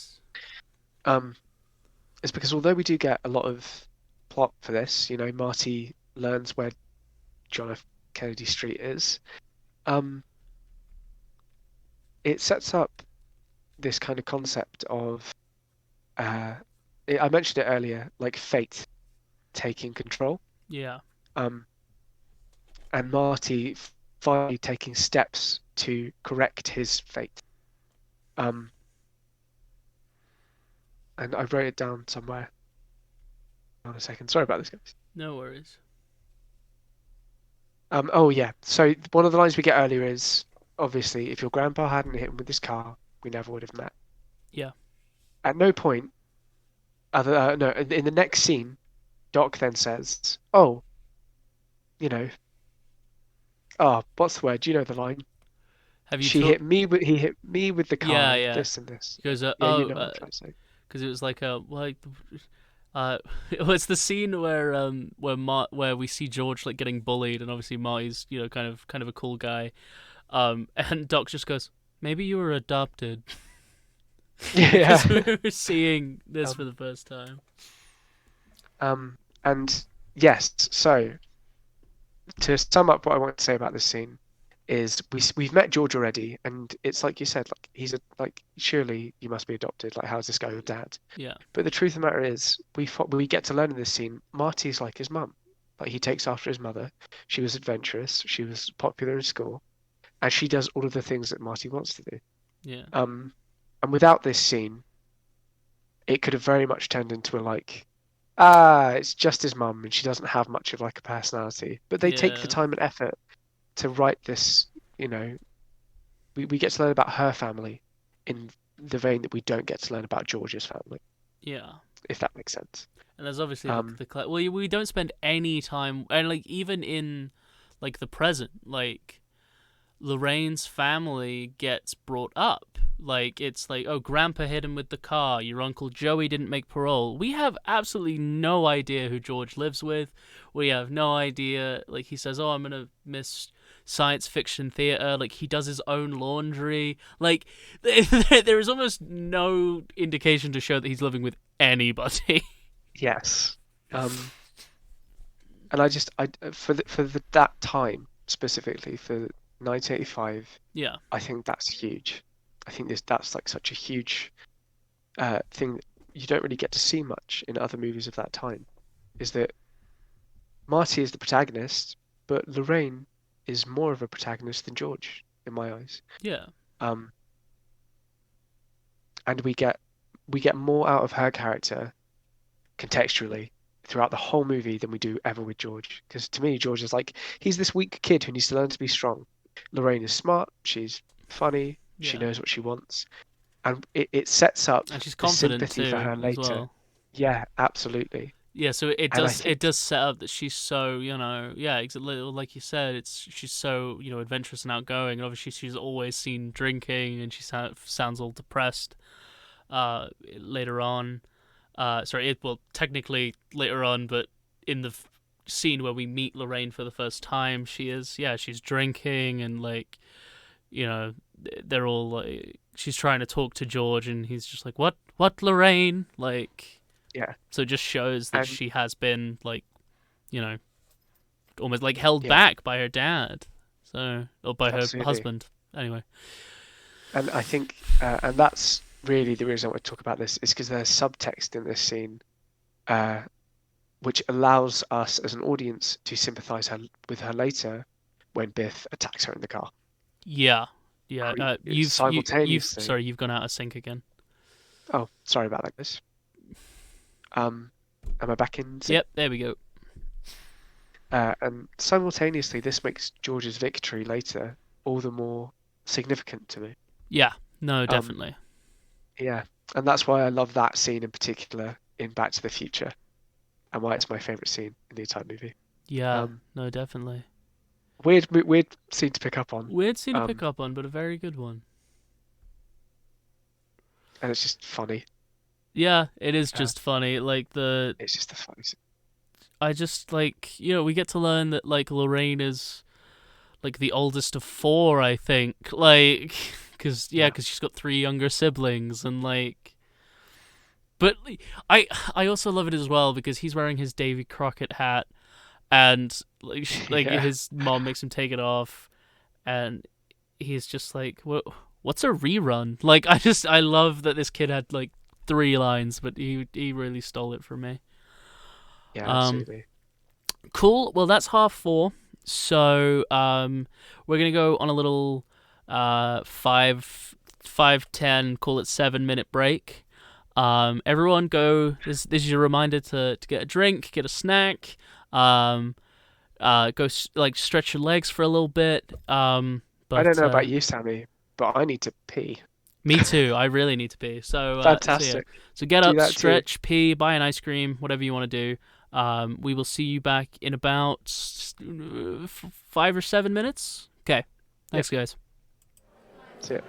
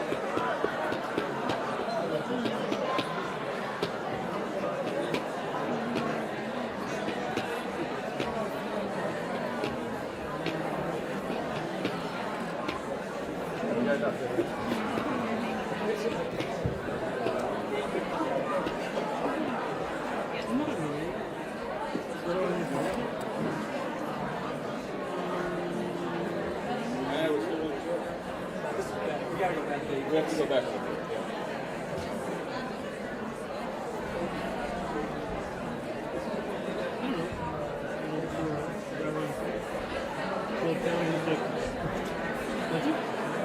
Let's do that. Let's go.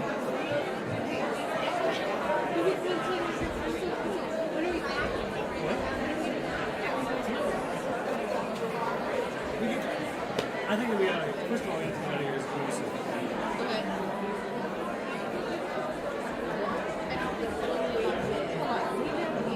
Well, let's talk about it outside. Yeah. We can pick it up at 10. We'll probably push it by that, right?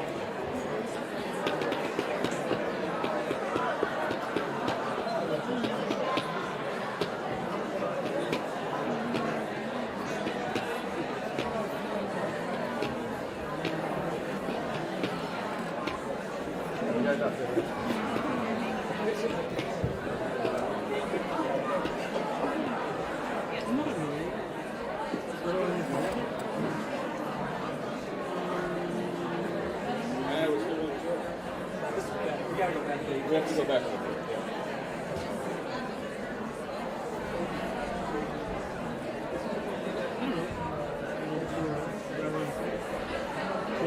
Yeah. Let's do that. Let's go.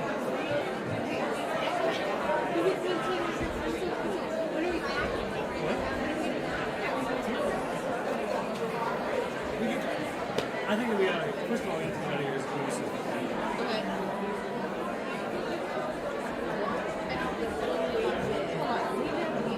Well, let's talk about it outside. Yeah. We can pick it up at 10. We'll probably push it by that, right?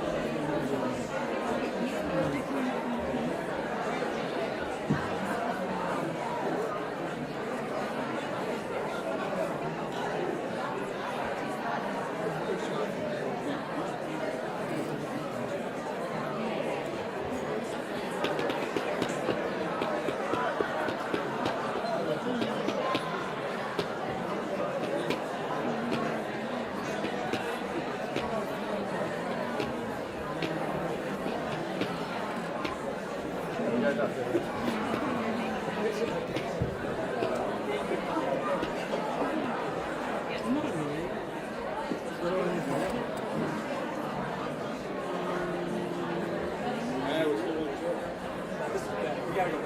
to go back.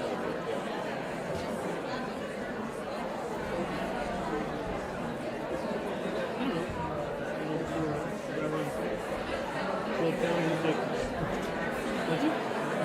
Let's do that.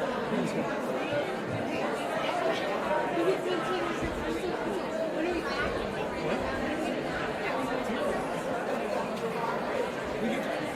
I think that we gotta, first of all, we have to get out of here as soon as possible.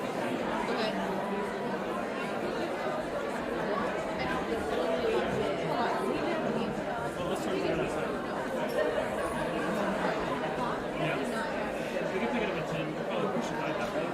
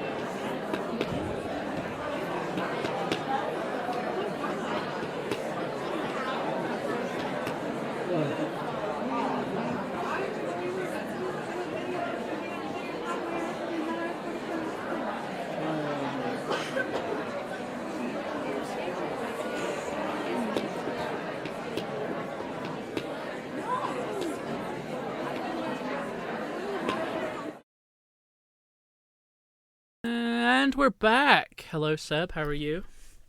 I'm good. I'm wearing a headband now because my hair was upsetting me. That's all good. That's all good. I see we got some time jokes in the chat. Very nice. Very nice.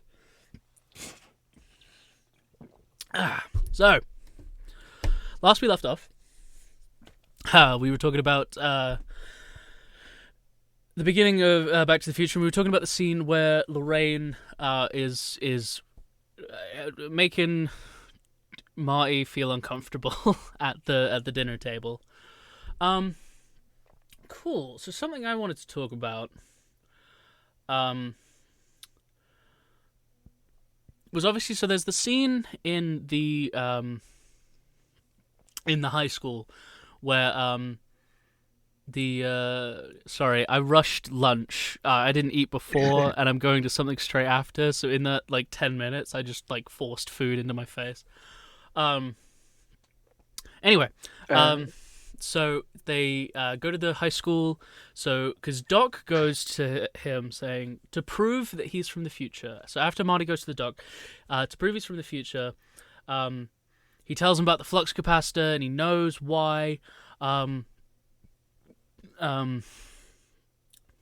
Excuse me. He knows why he got a bruise on his head, and he convinces him that he's from the future. And then what happens is he shows him a photograph, and it shows that his brother is disappearing. And it's because instead of getting hit by the car, Marty got hit by the car. And so Lorraine was falling for Marty, even though that, poses several logistical time questions.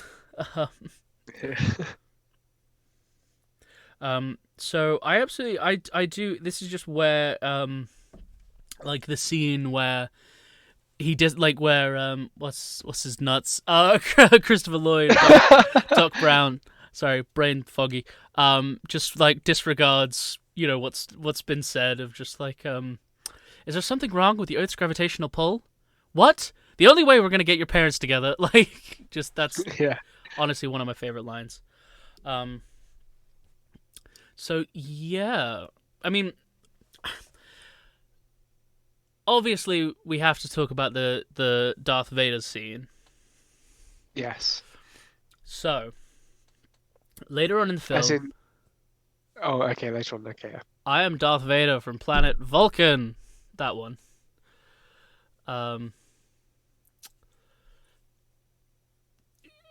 Unless there's something you want to talk about first. I was sorry. I was just looking at the chat. I love how Disney said no to Robert Zemeckis when he pitched Back to the Future because of the incestuous themes. Yeah, yeah, absolutely. Bet they regretted it though. I 100% reckon they'll just buy the rights and try and remake it, which Well, would break my heart. Well, what company made? I'm looking because I have a Back to the Future Fox. poster over there. I'm not just asking Robert Zemeckis. Oh, Universal. Universal. Of course, it's Universal. Of course. Yeah, because they've got the old Universal logo, Yes, which is yes. beautiful. Yeah. Of course. So yeah, I was just going to mention that obviously they go to the school, and that's when Doc's like, "Oh, are you sure you weren't adopted? Because this kid's A loser. an idiot." Yeah, a big loser boy. And then we get to meet Biff again. Oh yeah, We met him once in the diner. as a youngin. Yeah, we met him once in the diner very briefly, but we meet him again, and we kind of get to see this setup for later on where Biff is kind of forcing himself onto Lorraine, and George picks it up as though they're dating, showing George's complete ineptitude towards women. Yeah, no, just really showing that he does not understand women, people, anything really. And we also see here he's writing stories on his own that he doesn't let anyone read. And he says the same line that Marty says, which I think is so beautiful, because when Marty gets rejected for the school dance, he says, "What if I'm not cut out for music? What if someone tells me, 'Get out of here, kid. You're not any good'? I just don't think I could take that kind of rejection. Jesus, I'm sounding like my old man." And it's the same thing. It's like, what if people read them and tell me that they're no good? I just don't think I can handle that kind of rejection. And it's just this beautiful, like, reflection that's like Marty's going down the route of, like, he's gonna, like, become what his father was. Like, you know. Yeah. Which obviously I got his name wrong. It's not Christopher Glover. It's Crispin. Crispin right. Glover. Okay. Of course.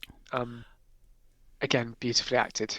Like, yeah, the exaggeration of character. He does this really amazing thing with his voice, where he's got this kind of tonation to it, where you just listening. Hey, Anna's Quest is raiding us with 10 people. Oh my god, thank you so much. Hello. Oh my, thank you so much for the raid.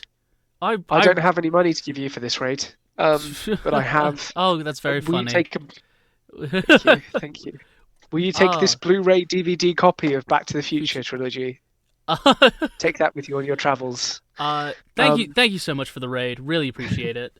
Thank you. That's so nice. We're just talking about Back to the Future. Everyone who's new, this is my friend Seb.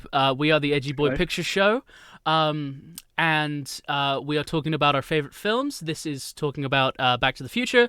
And usually we stream same time. We stream Monday 3 to 6, and then Tuesday 3 to 6, and Friday 3 to 6.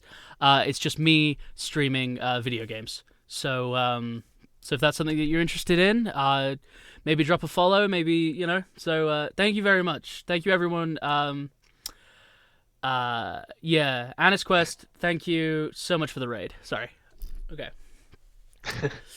Cool. I've never been raided before. That's awesome. Yeah, thank you. We glossed over my favorite line in the movie, which is just a really off the cuff.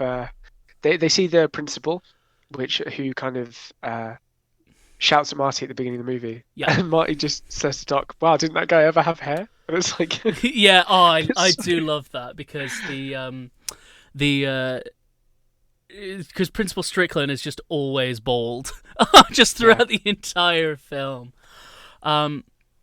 It's Marty's little, like, I was just gonna say, like, Marty's little one-liners, which are just so natural to me. Like when they first see the school, and he's like, "Well, it looks like it was built yesterday." And it's like, yeah. It's because this place 30 years in the past. Yeah, no, because this place looks brand new. It's like, it's because it is. Yeah, like, yeah. So what were you gonna say? I was gonna talk about the Darth Vader scene, because it still freaks me out. So it's this beautiful scene where we see that Marty is trying to set George up with Lorraine so he can, exist.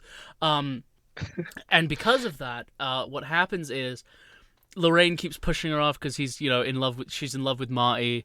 And so he goes to George's house wearing his hazmat suit and blaring Eddie Van Halen through his Walkman into George's ears. And he just goes, "I am Darth Vader from planet Vulcan." And it's so beautifully funny because there's there was I can't remember what it was, but there was a different Star Wars reference as well. In the film. They have at the beginning of the movie, they have that comic book, which is the kid is reading. No, not that. Well. It's like an actual, like another Star Wars reference. I can't remember what it was, but anyway, yeah, and it's just this mishmash of he's just making it up, to get George to do it, and it's this. I love that scene so much because it doesn't negatively affect George in like any way. Like he's never like, "Oh, I remember that weird night that an alien came down and threatened to melt my brain." It's very, very funny. Yeah, and there's also another reason why the dialogue in this film is perfect is that the reason why George doesn't want to go to the prom in the first place is because he's going to miss science fiction theater, his favorite show, which gives Marty the idea to use this kind of like premise of the future and this science fiction background to scare him into asking Lorraine out. Yeah, which is just so beautiful. Yeah, I love it. And so the next day, George runs towards Marty. He's like, "Hey, look, Darth Vader came to visit me. I have to ask Lorraine out, or he's going to melt my brain." And Marty's just like, "What are you talking about? Like, you're crazy." No, not even that. Marty just goes, "Oh, okay. Maybe let's keep that to ourselves. But yeah, I'll help you." Like, yeah. It's just so funny. Yeah, and obviously there's this. So that scene takes place at a petrol station or a gas station, I suppose. And Marty's trying to open this bottle cap, and he has no idea how to do it. He's trying to twist it. He's like, "It's got to be a twist off, right?" And it's that man out of time concept where he has so much knowledge of the future and he has so much knowledge of everything that's going to happen, but he can't do the basic things from the 50s. But he doesn't know how to. He doesn't know how to open a Pepsi because he doesn't have that where he is. It is so beautiful. Just this entire film is incredible, and then obviously we have the chase scene where classically George goes to Lorraine and Marty says, "Hey, like, go over there, tell her, destiny brought you together, that you two, that it's your fate, or whatever." And he goes, "I gotta write some of this down." And he's writing it down hastily, and he goes to Lorraine and goes, "Lorraine, you are my density." And it's just this beautiful moment of this kid being an idiot. And Lorraine's response is, "Do I know you from somewhere?" And it's just so perfect. And then, of course, what happens is Biff comes in. Earlier in the film, Biff told George, like, "I told you I didn't want to see you in here anymore, McFly." And so Marty does the classic thing that Marty does in every single one of these films, where he goes, "There's one thing you forgot. Oh my God, what's that over there?" And they always look. And then when they look back, he socks them in the face. And then it's the most beautiful chase scene just ever written. Like, it's so expertly like choreographed, and it's just incredible. In the way that he hits the manure and stuff. It's just, honestly, it's done so incredibly well. And it sets up that thing of Marty invents things by accident. Yeah, like he invented the skateboard. He invents the skateboard. He also told Goldie Wilson that he was going to be mayor. Mayor. So, I like the sound of that. Yeah. Yeah, and then obviously he I guess it also invents Darth Vader. He invents Darth Vader, not science fiction, because science fiction theater. Science fiction, yeah. But he also Mary Shelley invented science fiction when she created That is true. Frankenstein. 100%. Actually, it's Frankenstein's But he monster. helps his dad write his but- book. Yeah, he helps his dad write the book. And he also invents rock and roll. Yeah. Your kids are gonna love it. Kids are gonna love it. I actually, we'll talk about it when we get more onto it. But yeah, and I think after that, Lorraine follows him to his house because someone's like, "Where's he even from?" Or like, "Where does he live?" And Lorraine just goes, "I'm gonna find out," and she follows him back to Doc's house, where Doc's ready with the rough cut of the complete Oh my goodness. Hill Valley. This is another thing that he what's does in all three films. He makes a model that's like perfect, and he goes, "Sorry, it's not painted. I didn't have time to paint." And he's like, "No, it's fine." I do have a query about that scene, because he starts the car, and he simulates the lightning. What is the point of that scene? What? No, not the scene. What is the point of the experiment? What would have happened? Like, because he simulates the lightning, and the car hits the thing, and it explodes, and they're like shocked by this. But yeah, that was always gonna happen. I have so Doc goes on a massive rant in the scene about like a bunch of scientific nonsense. Yeah. But it comes down to, and he just says, "We're going to attach a big pole onto the back of the car." I said this to you yesterday or Saturday when we rewatched it. It's so funny because he says like, "Funnel straight into the time circuits. Everything will be calculated at exactly this precise time." And then he goes, "So what we've done is we put a hook on the end of a pole," and it's just so beautifully funny. I wrote down who would win: time itself or a car with a big pole. Let's be honest. Big pole every time. Yeah, every time. Gotta hedge your bets. Gotta hedge your bets. But that's why I think it kind of sets up the ending of the movie beautifully. The point of it is it's all completely guesswork for both of them. Like it sets up the fact that Marty puts all of his faith that Doc can do it. Yeah. Even after he's seen this car set on fire and explode. Well, it's the exact words of when he's putting, because it catches fire and he starts putting out the fire, and his exact words are when he goes, "Don't worry, I'll have time to work out all the kinks." And Marty says, "You're the Doc," and it's so like beautiful. I have a seminar, so I'm gonna have to dip, but I've thoroughly enjoyed the stream. Of course, schoolwork always comes first.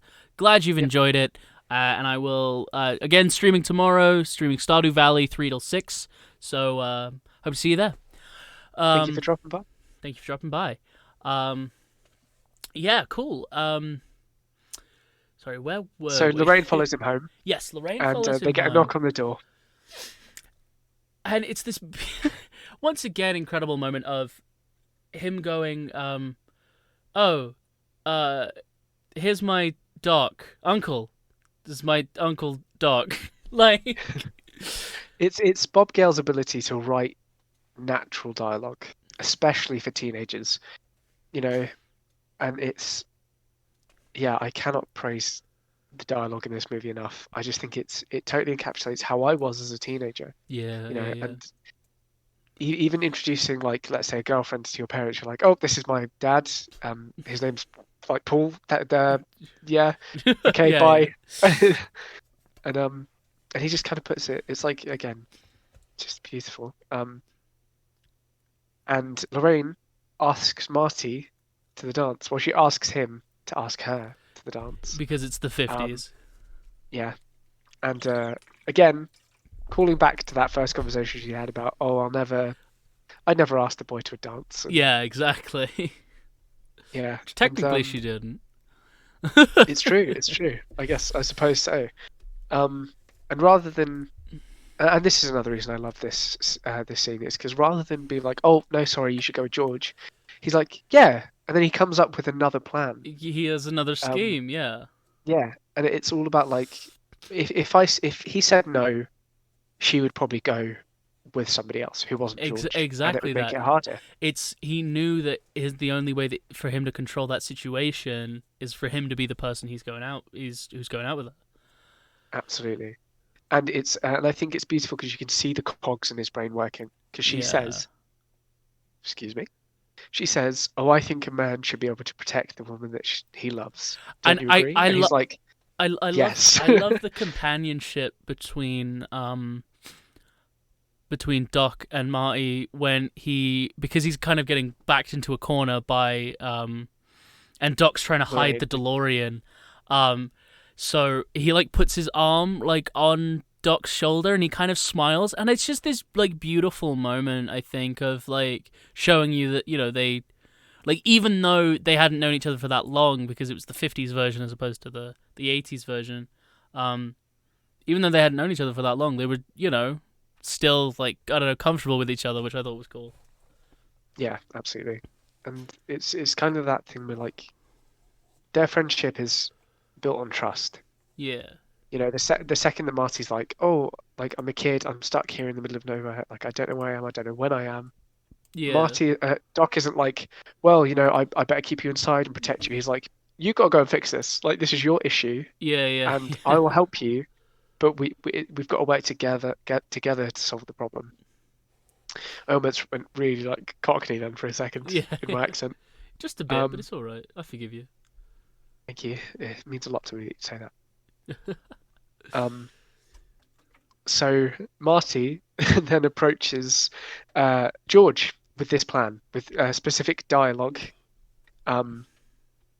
about how they're going to win Lorraine over, how George will win Lorraine's heart.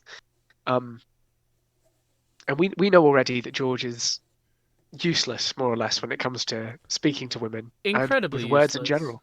Yeah. And so they've written him a script, which I think is brilliant. Yeah. No, definitely. Yeah, and again, it sets up this thing of Marty is trying to control this, like the time. He's trying to control the time and the place and how everything is going to go. But we already know, because we've seen it time and again, that he will fail at this. So when he's like, "You're going to come in and it will be, you know, exactly this time, what do you say?" And his dad misses his cue. Yeah, no, and he goes, which I think is incredible. You open the door and you say your line, George. Oh, hey, you. Get your damn hands off her. Like, do I have to curse? It's so wooden and it's so broken, but it's so perfect at the exact same time. Yeah. And it's just, it's one of those things which, again, it's set up and pay off. Because the audience should learn by now that things will not go to plan, but you have that hope in your heart where you're like, one of these days, I really hope it's going to work out.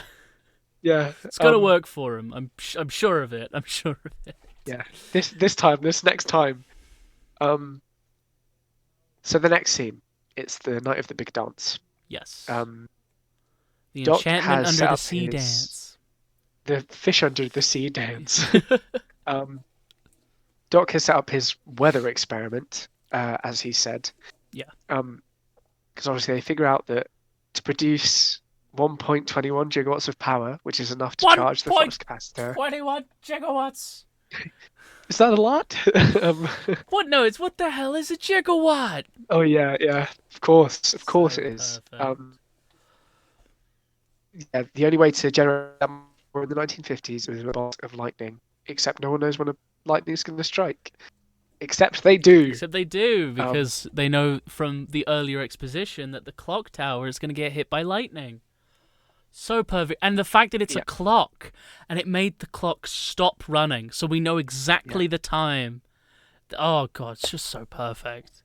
This is what I mean about, like, for me this movie is about fate. You know? Yeah. If these things hadn't happened in this exact order, then like Marty would never get home, which is why I feel like time itself is on his side. Yeah. It's like you mentioned, time had to stop at that exact moment. He had to be in the middle of the courtyard for the clock tower for that lady to give him a flyer. He had to be late when going to see Doc, which is why Doc called him. Yeah. Because if he was on time, Doc would have left before the Libyans arrived, which I think is another interesting thing. And also at the beginning, if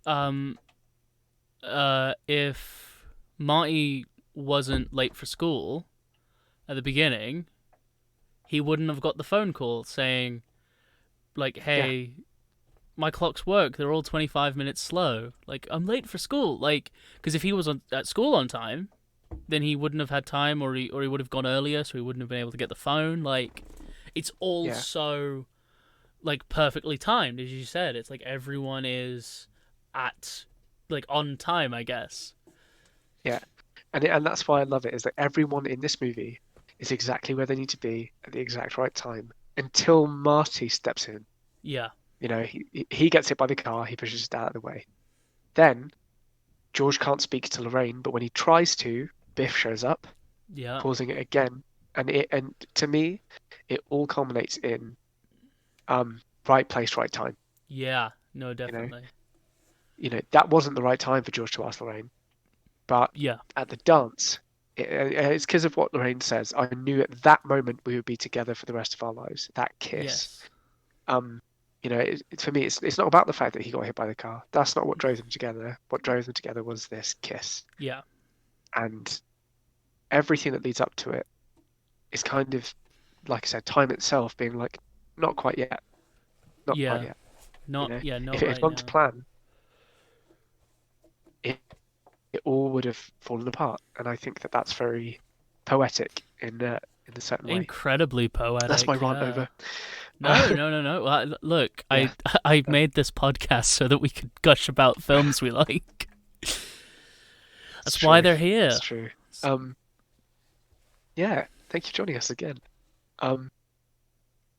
So it's the night of the big dance. The fish George under the is there sea early. George is having a good old time, and I love Crispin Glover's dance. how he's just sort of dancing on his own. Yeah, and he's got like a watch, and he's checking his watch to make sure that he's always on time. Yet he still shows up late. Which, like I said, he has to be late, because if he's on time, then he wouldn't have it been wouldn't there have just when been Biff was Marty. there. Yeah. Exactly. Marty pulls up with Lorraine, and Lorraine pulls out this bottle of alcohol, and she's like, "It's not like I've never parked in a car with a boy before." And Marty's just still completely going against what his mum said earlier. Like there was a line earlier in the film which was literally like, "I think the woman was born a nun." Because she said that she never did anything with a boy, but that's complete not true. Yeah. And you know, Marty obviously is trying to build up the courage to cop a feel, for lack of a better term. Yeah. Because the plan is that, like, because my mom's so, like, you know, straight-laced and button up, and, like, so I'm going to try and be a jerk to her, and then, you know, she'll be saved because I'm being the worst. Which doesn't happen because, obviously, because at the time, sure, that's a good plan, but that's still, like, you have to, you know, cop a feel on your mum. So... Yeah. And for Dutch courage, he takes a drink of this whiskey. Fun fact about that scene, I mentioned to this on Saturday. During one of the takes, the production actually switched out this fake bottle. It was like a water, like in a glass, and they switched it out with real alcohol so that when Michael J. Fox took a sip, it was genuinely whiskey. That's why he spat it out, but that works so perfectly because he spits it out. Because she pulls out the cigarette. But it's so much more realistic because he's still got the alcohol in his mouth because he doesn't want to, like, spit on the car again, but he drinks it, spit takes, and is just like, Jesus, you smoke too? With still whiskey just in his mouth. And she's like, Jesus, you sound like my mother. And it's like... Oh, and the look that he gives her is just so, like... Yeah. Oh. Yeah, and I think the costume design for this last sequence. Yeah, where she's wearing the zoot suit. Yeah. Yeah. And she's wearing her big, like, pink fluffy dress that's like...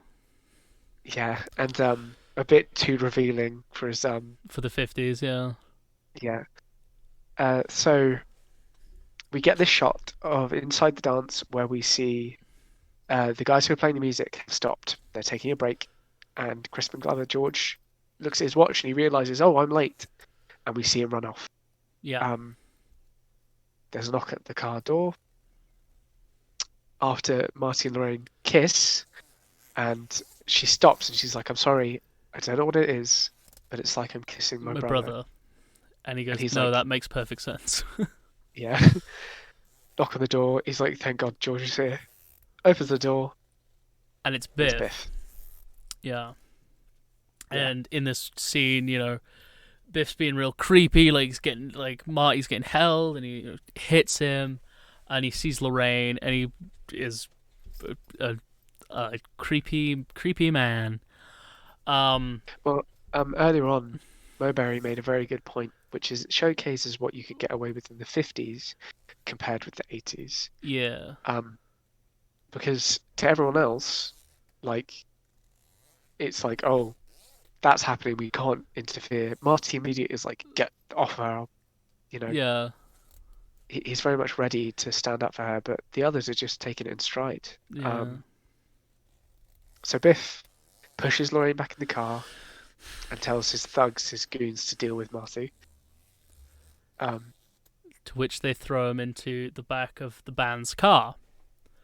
Obviously, it being the 50s, and it's the classic thing of like, it's the not to get too political, but unfortunately, that's our history. Is of it was that black people wouldn't be able to go to certain clubs or schools, but they liked black music, so they'd allow black musicians. And there's that, which is obviously the beautiful freaking irony of like, oh, we don't like you, but we like the songs you sing, so you can be here for that, but you can't watch, that horrible, yeah. And I appreciate that it is, it's not like a main focal point of the movie. You like, froze. they're not trying to. Say that again. Am I back? No, you were fine. You just glitched. But yeah, you're fine now. Sorry. No worries. Like it's not like a main focal point of the movie where Marty stands up for them. It's no, they stand up for themselves, and the kids are like, we don't want to mess with no reefer smokers, I think is the exact line. No reefer addicts. Yeah, and Marty's just like, oh, thanks guys. Like he's just completely normal about it. It's like, of course he is, because he's because obviously and then he gets up on stage and plays it. So, which is another thing. So he's locked in the trunk, and the guitarist is like, "Where? Give me your keys, man. Give me your keys. Let me open the trunk." And Marty goes, "The keys are in here. Like I have the keys. They're in the trunk." And so he manages the one problem I have with that movie. Why were the keys in the trunk? Why were the keys in the trunk? Who the hell puts keys in trunk? And also, it's dark in there. How did Marty see that there were keys in there? But exactly. But we needed him to slice his hand because so what happens is he manages to get him out, but the guitarist cuts his hand. Now, just before this happens, George goes to the car where Biff and Lorraine are, and he thinks it's Marty and Lorraine, and he sees that there's a ruckus, and he goes, "Okay, this is exactly what Marty said would happen, so I'm gonna do the line. I'm gonna do what we practice." So he knocks on the door, opens it, goes, "Hey, you, get your damn," and freezes. And obviously he notices that it's Biff. And Lorraine's like, "George, help!" And Peter McFly. Just close the door and walk away. And what happens is George is very like it's so clear that he wants to not do it, but he takes a deep breath and just goes, "No, Biff, you leave her alone." And it's and his arm's getting twisted by Biff, and it's like literally he was about to break his arm, and just this energy that we've never seen in George before comes out where he Biff pushes Lorraine down to the ground. Yeah, and that's what snaps it George for him. And this moment is one of my favorites too, specifically for Crispin Glover's acting, because you're exactly right. He lays him out one punch. beautifully. But afterwards, it's this adrenaline that rushes through him. He's breathing, he's shaking, and he's like, oh, I can't believe I did that. And then Yeah, and he he goes, sees "Are Lorraine. you okay?" Like fully, like Yeah, he's still acting. Like, yeah, she yeah. That's also true. jumps Mowbray on Biff does to point out. help Yeah, they become more of a team. Yeah, no, that is true. absolutely.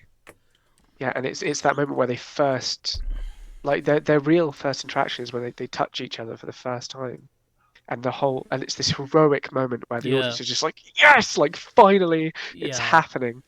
Um, No, definitely the thing that we've been waiting for has happened. You yeah, know. yeah, it's that beautiful like tension build up. Um, and yeah, and so George walks Lorraine Into the into the dance. dance But the finally. but the musicians aren't playing anymore. The band has stopped playing because the guitarist sliced his hand open. And he goes, "Look, sorry man, the dance is over." And he goes, "No, they have to kiss, they have to dance, they have to fall in love or I'm history." And so he goes, "The dance is over unless you know someone who plays guitar." Cut to this beautiful moment because I only realized this during this stream.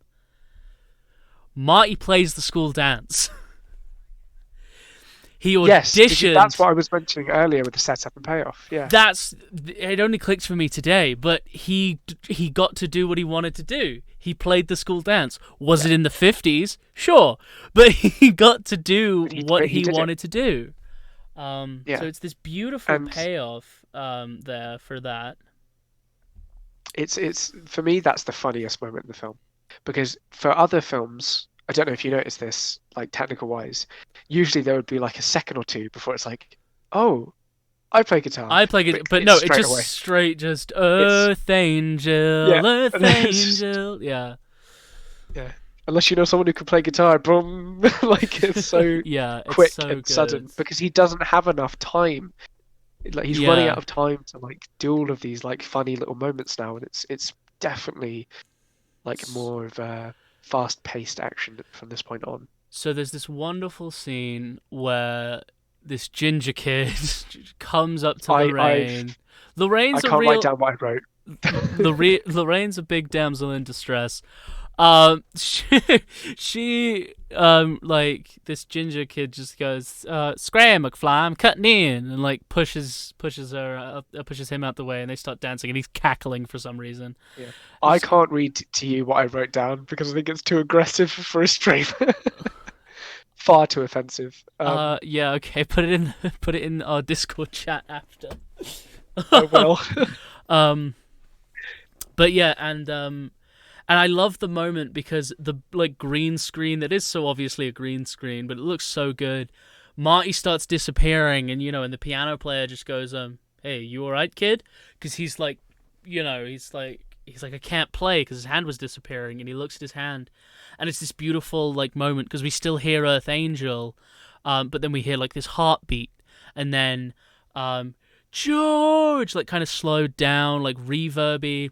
George looks like he's gonna walk away, and then Marty goes George as he's like about to like fade away, Avengers Infinity War style, and he goes George, and then George pushes this kid out of the way and kisses her, and in that moment audio comes back to normal. Marty springs up, finishes playing the song, and it's just like this very triumphant moment which got built up and de-escalated so well because we didn't need any more time than that. It didn't need to take longer than that.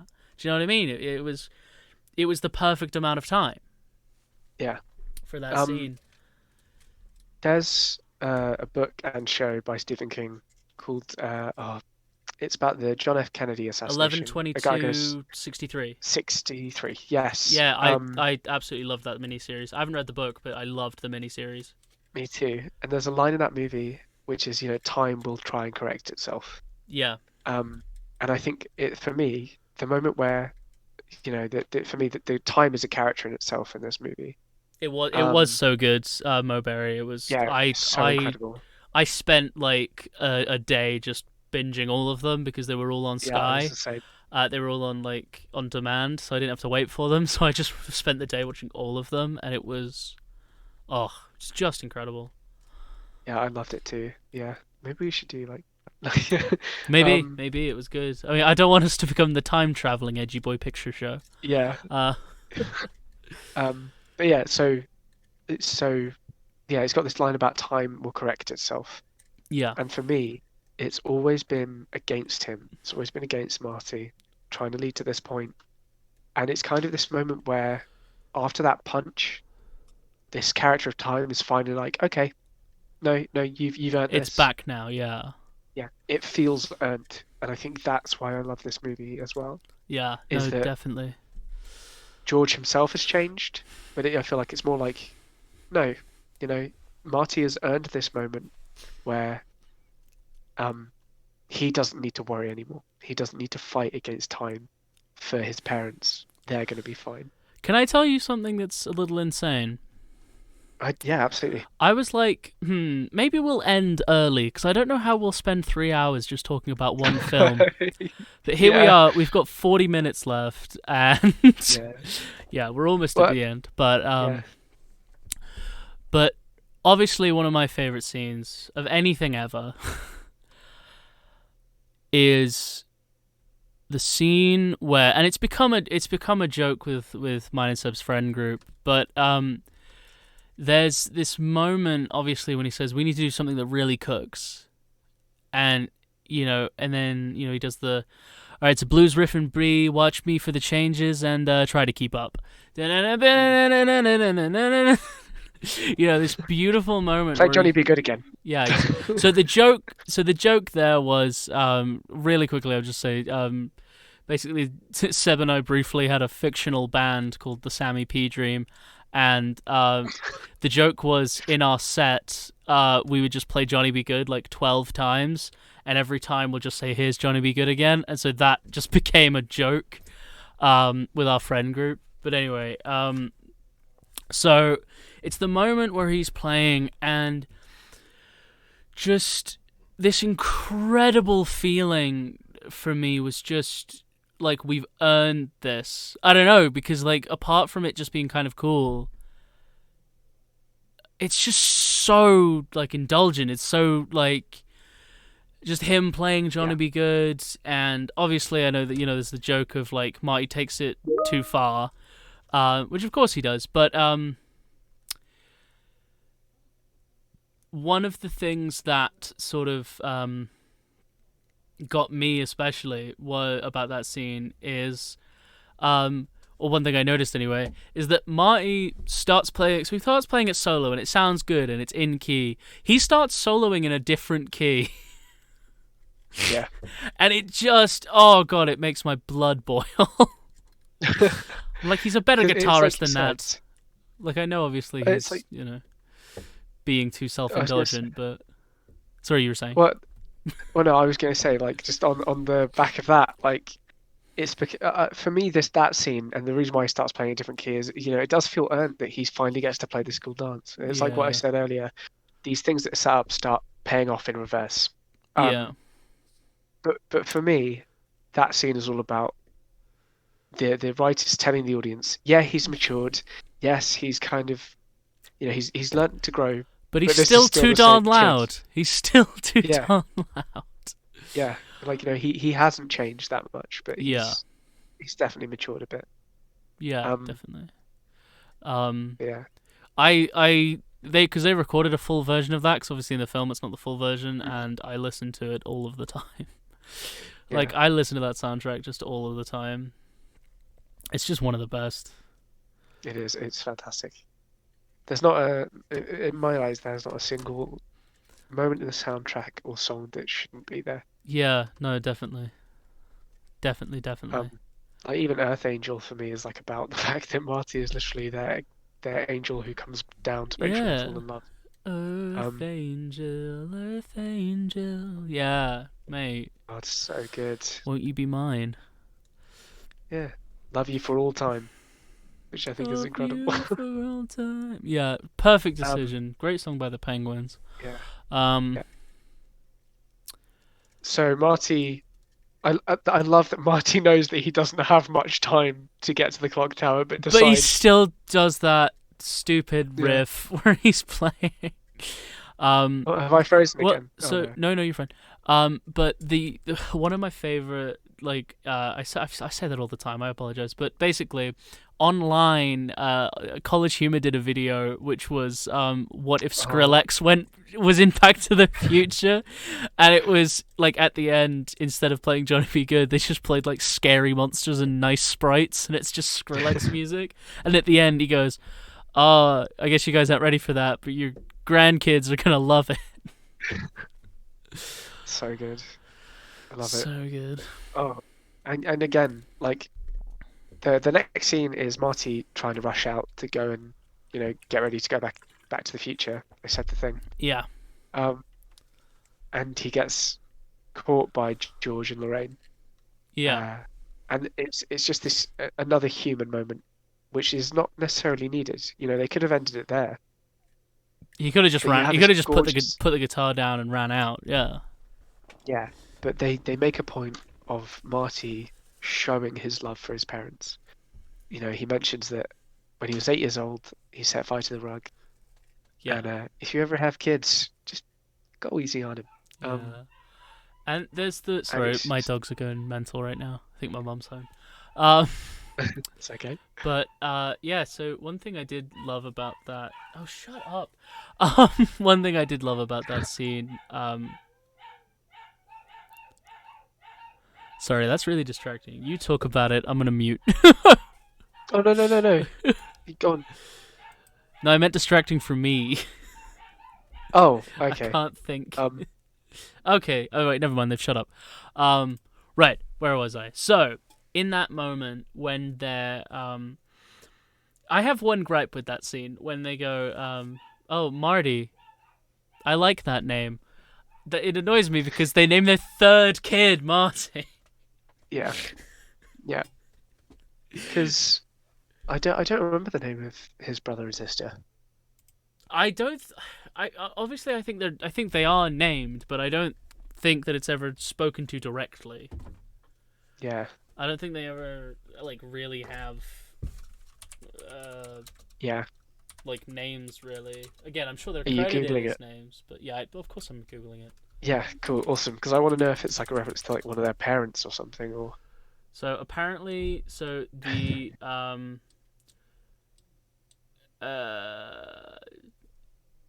Dave and Linda. Dave McFly and Linda. I thought that too. Is his brother named after a grandfather? Maybe, but Probably. because Linda seems familiar in some way too. But yeah, so apparently, yeah. So Linda and it's time Dave. correcting itself, but like they knew to name the third kid Marty because of time. And that's. Could you imagine if he comes back and they're just like, "Oh, Reginald, you're awake." It's like, what? How dare Calvin? How are you? Yeah, right. Yeah. Mr. Klein. Oh God. So they have this moment, and Marty finally reaches Doc, who's had some trouble of his own. I don't know if you noticed this, but in an earlier scene, a police officer asks Doc for his permit, and he gives him which cash obviously because he doesn't have one. Because so he bribes him. He bribes him, yeah. Yeah. He opens his wallet and he bribes him. He says, "Of course I do. I know it's in here somewhere." Yeah. Yeah, and I love that moment. So Marty rushes back, gives Doc his old clothes, and goes to sit in a diner, to write a letter telling Doc how he's going to die. Yeah. And in this moment, it's again, it's one of those moments where the movie kind of not slows down, but purposefully takes a moment. Takes that human moment, yeah. Yeah, like it solidifies their relationship. Marty, just even though he's had all of this time to grieve and get over it, he needs Doc in his life. Yeah. Doc saved his life, and he owes him his own. It's like Marty owes Doc his life, and he wants to repay that favor. Yeah. He slips it into his coat pocket. Doc finds it and rips it up and throws it. I love the line where he's like, "You'll find out in 30 years." Like, and he refuses. I refuse the responsibility. Yeah. Yeah, and it's just one of those moments where it's like, okay, oh yeah, and he's like, oh, fine, then I'll tell you myself. Yeah. Um, The night and when I go back. yeah, What? I have to tell you about the future. Yeah, yeah, just yeah, and it's and again, this is where I felt like this whole thing of fate, it has to happen a certain way, yeah. takes hold the most, because lightning strikes the tree next to the car and causes one of the One of the wires to come branches. Yeah. unattached. Yeah. So Marty is unable to tell Doc how he's going to die.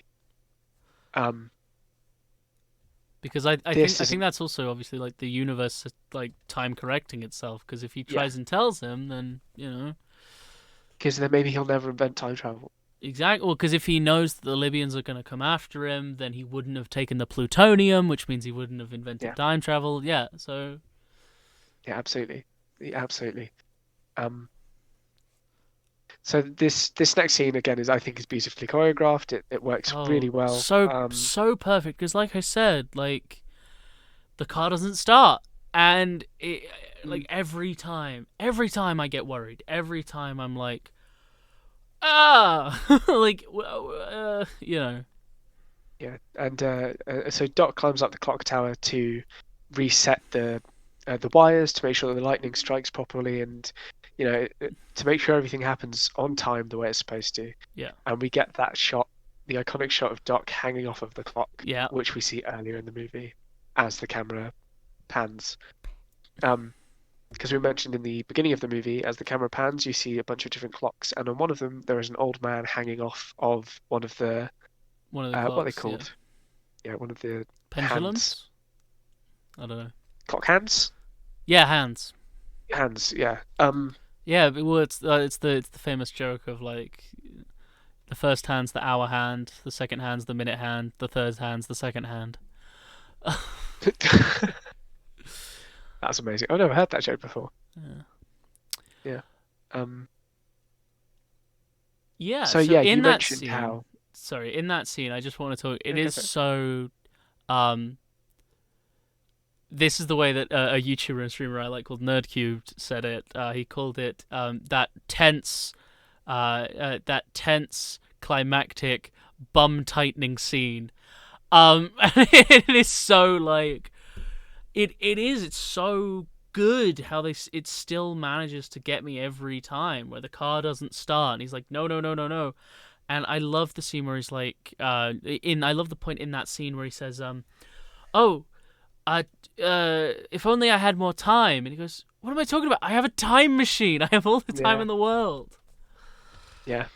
And But obviously I love. the car breaking down as well is just another case of um you know time trying to correct itself. Yeah. Well, it's also we get a glimpse earlier that this young Doc can't make things. He's had no real. Because he says something I built finally works. Yeah. And so he says he's going to fix the car. He's like, I can fix this. I can make this work. Yeah. And at the moment it needs to, it doesn't. And It it's doesn't just this work. kind of Yeah. beautiful It's payoff. beautiful round. Um, Yeah.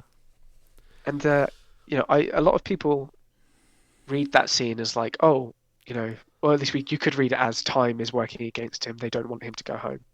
I say it's the opposite. Oh yeah. If that car had started when it was supposed to, he would have overshot that mark He and would he have. would not have gotten home. Yeah. It's perfectly timed, and for the first time ever since this moment where he starts taking destiny to his hands, things work exactly how they're supposed to for him. And I love that so much. Yeah.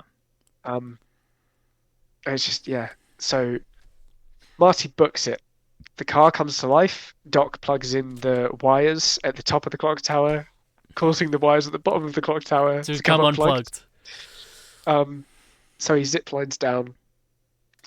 Marty races ahead, and it's like you said, it's that moment where every part of you just Tenses clinches up. up, and Yeah. you're just like, oh God, like something's going to go wrong, and you just really just don't. Yeah, it's one of those things where I feel like it's not needed. The tension of this was all about whether or not he would get his parents back together, Yeah. and when he does, you're like, yes, and then it's like, crap, well, there's another thing that's There's going to go another wrong. thing What that's else could going go wrong. wrong?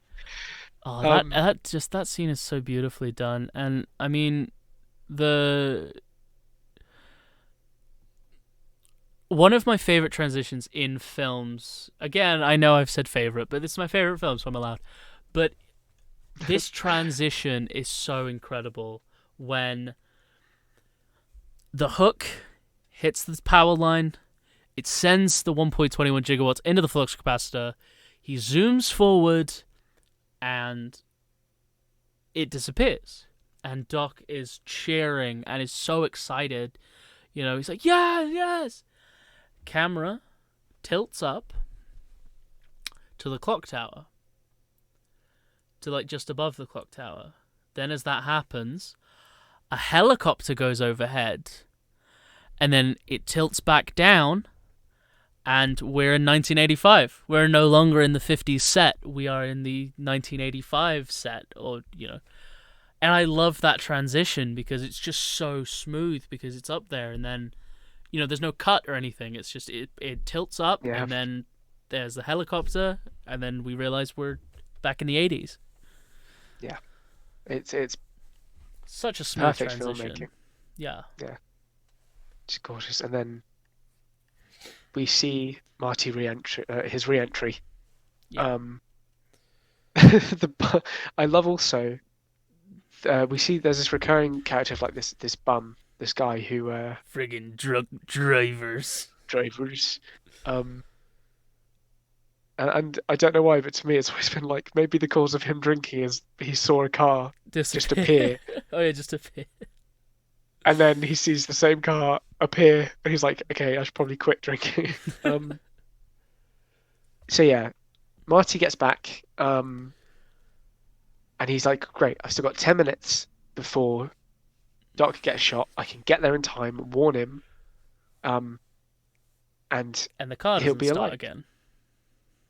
This idea of fate coming back to tell him it's not time. Because if he had reached there on time... Yeah. So the car breaks down. The whole movie wouldn't happen. And then the VW Bay just goes by him, and he's like, oh, crap. So Marty legs it as fast as he can. He runs to get to and that's where we see the Lone Pine Mall. One, you know, because I think he gets shot at like 1:30 a.m. And he gets there at like 1:29 a.m. or something like that. And yeah, so then what happens is he runs in, sees the Doc get shot. Seb just disconnected from the call. You good, buddy? Yeah, it happened. My internet finally croaked. Yeah. Sorry about that. Don't worry, we're all good now. But yeah, so he gets there just in time, and he sees Doc getting shot. And then of course, Marty disappears, and so the bay window goes into the the photo stand hut that's outside, and they're sort of dealt with, and he's crying over Doc, but then Doc sits up, and it's shown that he's wearing a bulletproof vest. And Marty's like, what? And he pulls out the letter that Marty had wrote for him. And he goes, what about all that talk about, the space-time continuum? And I absolutely love the Doc's response so much, because his response was, well, I figured, what the hell? And it's so amazing. It's so just... I miss photo huts. Yeah, you're old. But with this fancy new thing called the DeLorean with the flux capacitor, you might be able to go back and revisit a time when photo huts were prevalent. So then we find Marty back home. Doc says he's going forward 30 years. He goes to bed. He wakes up. He thinks, crazy dream. Goes into the living room. Sees his brother, who's before was in a fry cook outfit, and the house was pretty, shabby, with this lovely new furniture, different floor plan, nice dining room table. and instead his brother is wearing a suit. And obviously earlier, Linda, the sister, is told, oh, you shouldn't have any boyfriends. You should just meet your one true love and be with them forever. To which later on in the scene, the brother Dave goes, "Oh, I'm not your answering service, but someone named Greg or Craig phoned you." And she responds with, "Which one is it, Greg or Craig?" Which is so beautiful because it just shows. And he goes, "I can't keep up with all your boyfriends." Yeah. And obviously that's a reference to earlier when when gets a call from Jennifer, and she's like, "I'm not your answering service." Yeah. There's some girl called Jennifer called this morning. Yeah. So I was gonna say. Yeah. I just real quick. I don't know if you noticed, but the first time we heard Doc talking about going to the future, he says, 25 years. Yeah. He says, I don't know why, but the 25 years always sounds right to me. And then, or something along those lines. It was the second time. He just said 25 years just to go beyond his years, just beyond, And then when he comes back, he's like 30 years, nice round number. Nice round number. I just don't know why, but that to me is just the subtlest change, but it means a lot to me for some reason. But also, he goes 30 years in the future because or at least maybe because Marty went 30 years in the past.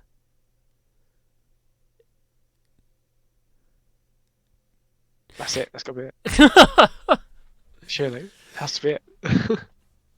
And then, we get this nice ending where his dad's like an accomplished author who says, when you put your mind to it, you can accomplish anything, which is what Doc said to Marty, what Jennifer reminded Marty said to his dad in the past, and his dad saying, "Oh, like I've always told you, kids."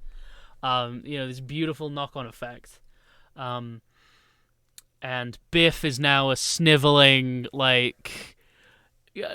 mechanic who's like waxing his dad's car. And the way we find out about that, why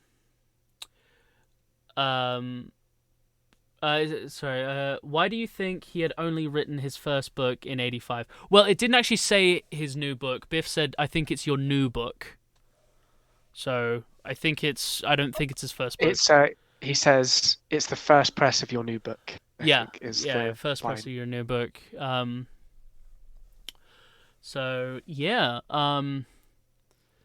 Anyway, because obviously in the beginning it's like, oh, you crashed, like someone crashed the car, someone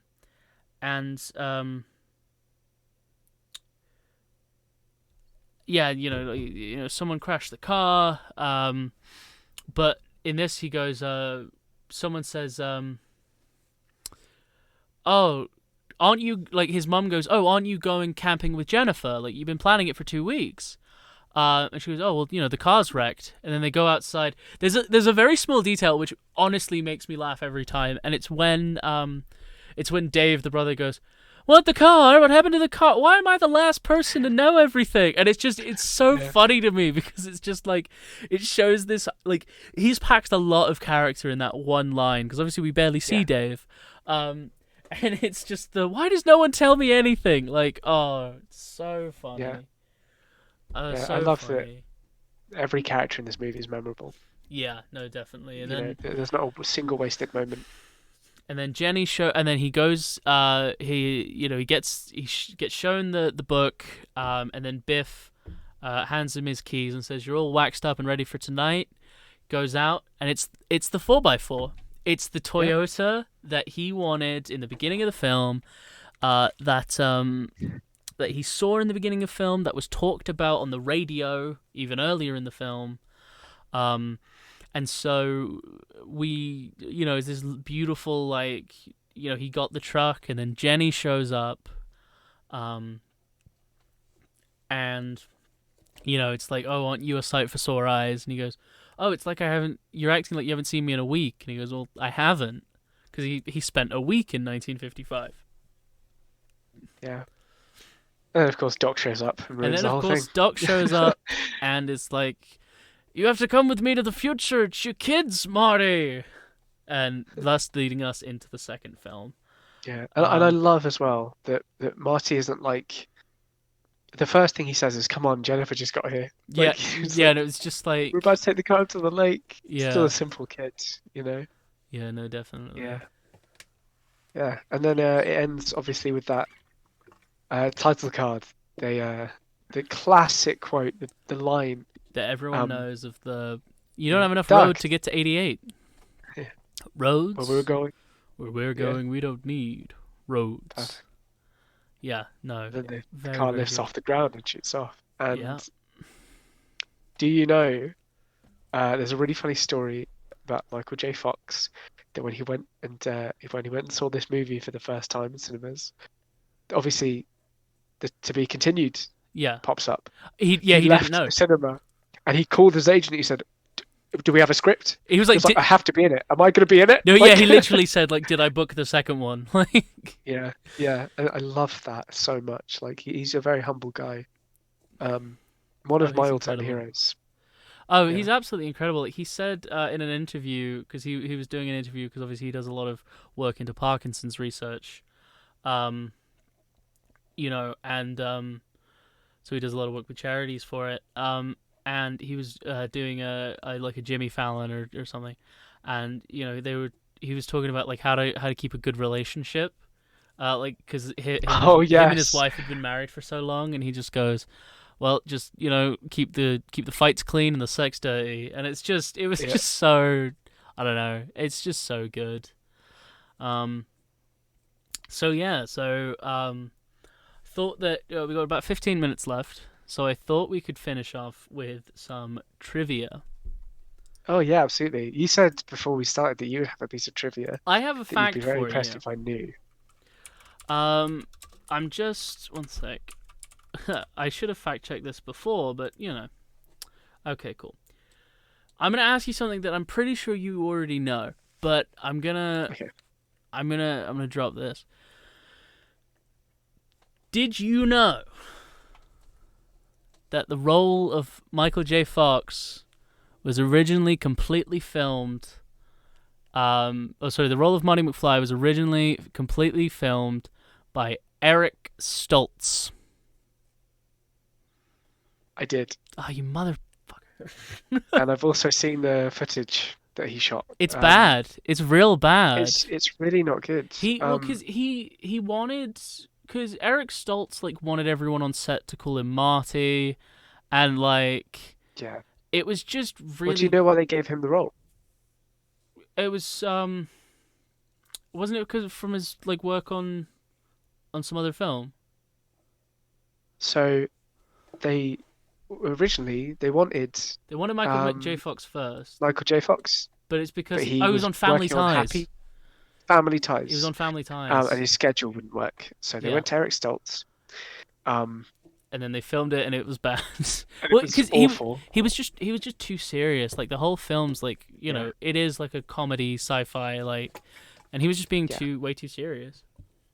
And they'd already filmed like most of the movie. Yeah, And Bob Gale went to Robert Zemeckis and was just like, "Look, it's not working. it's not working. Like this movie's gonna bomb." So they went back to the studio and they said, "Look, we hate this movie. Yeah, We need more money to completely reshoot it with a different cast." yeah, And the studio were like, "We will do that if you can get Michael J. Fox." yeah, So they went back to Michael J. Fox and they said, "Look, we need to make this work. Can you please come and film this movie?" yeah, He said, and this is one of the reasons why I love Michael J. Fox specifically. He said, "I can only shoot it after I shoot Family Ties. That's the only way that we're going to be able to do this." And that's why a lot of the shots in the movie are filmed at night, because he could only film after Family Ties, which they ended filming I think 9 p.m. So they would shoot from 10 p.m. to the morning at 6 a.m. and he would sleep between the car ride from Family Ties to the set of Back to the Future. Jeez. Teen Wolf, was Teen Wolf before or after? Was before. Before? It was before. Yeah.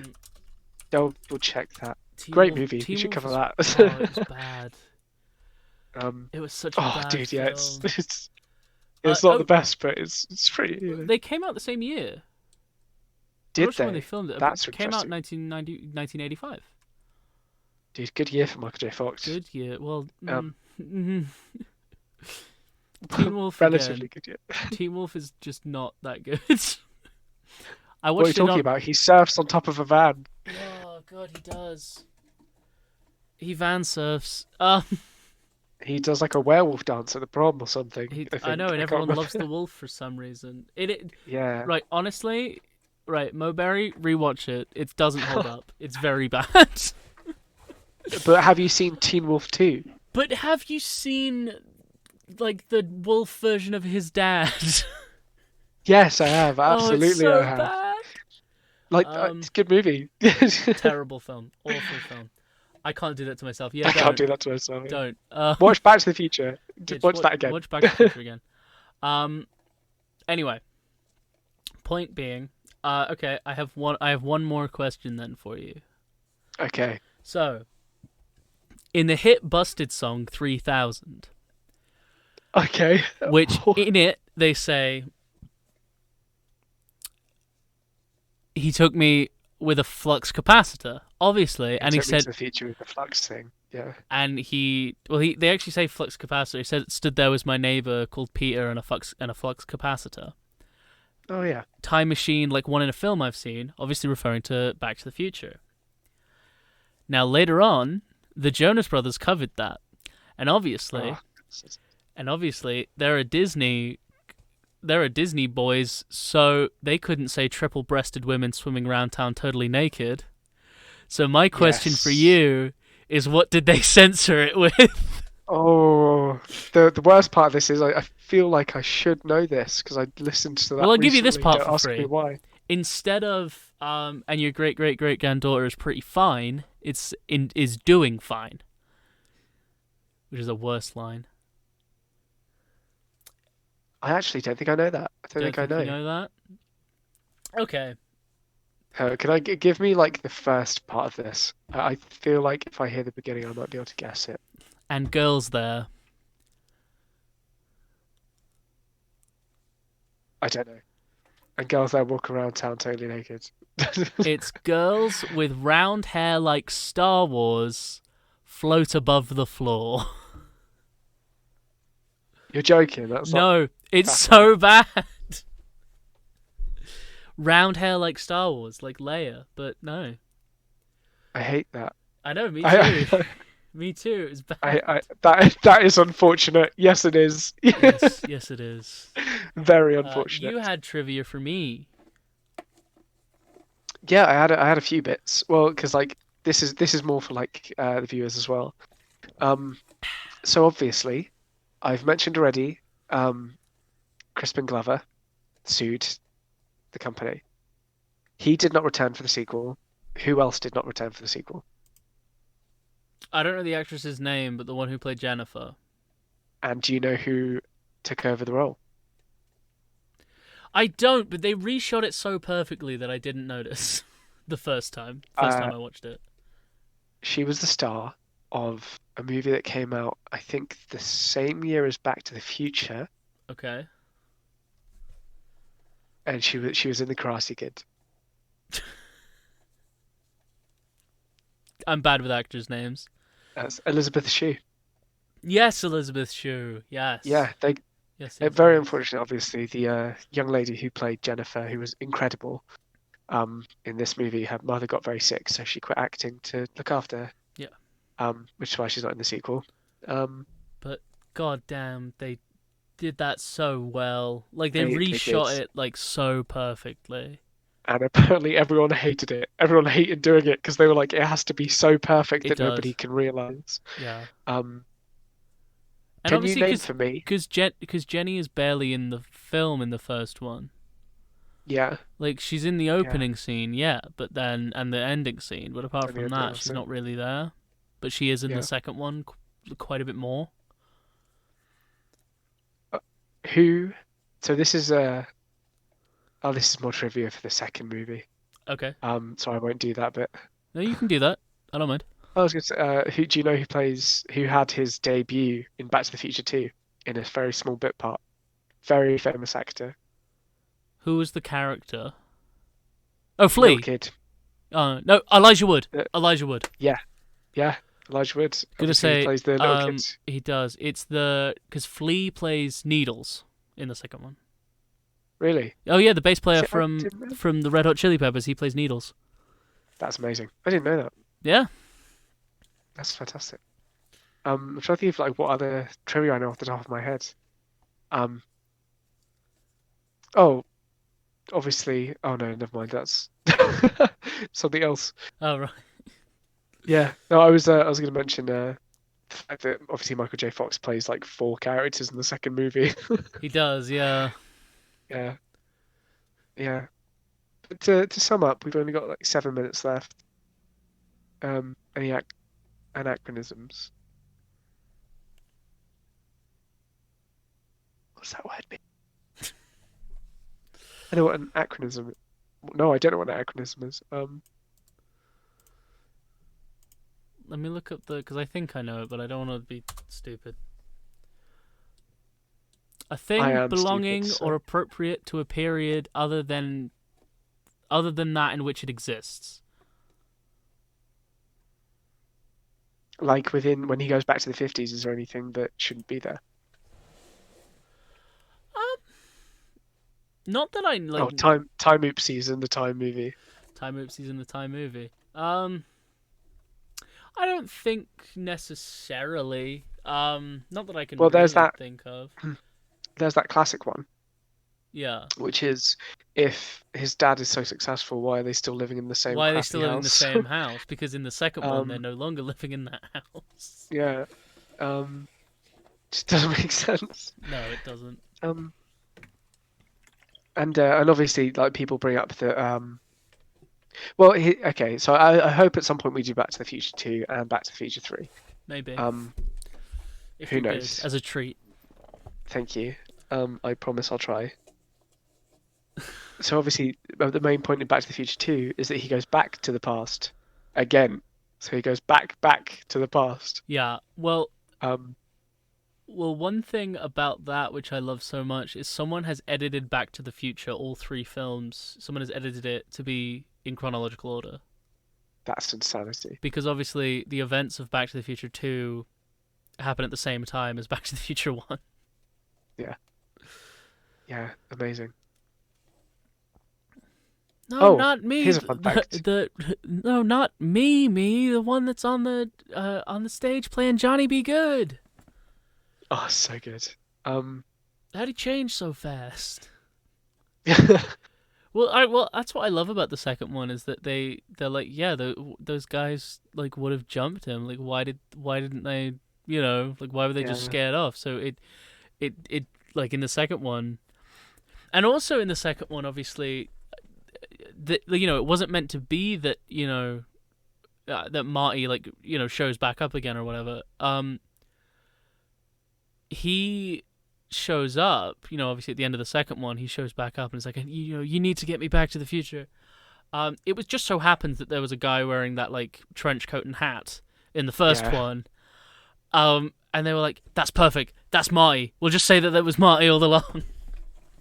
Oh, isn't it Doc Brown who gives him like a tool? He's like, "Can you hand me that spanner?" Yeah, no, there was that, but like, as in, there was another different character that was Oh, I Marty. didn't notice that. Yeah. Awesome. Oh, it's so good. I love it when they do things. Well, Did you know that Michael J. Fox can still, obviously because of his Parkinson's disease, he has trouble remembering a lot of his time, but apparently the one thing he's never forgotten is how to play Johnny Be Good.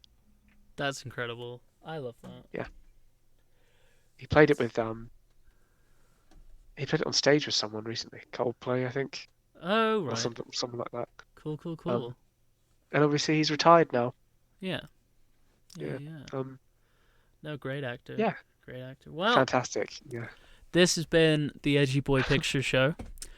And just thank you so much for stopping by, spending some time with us. Sweet. I'm going to be streaming tomorrow 3 till 6. Going to be playing Stardew Valley.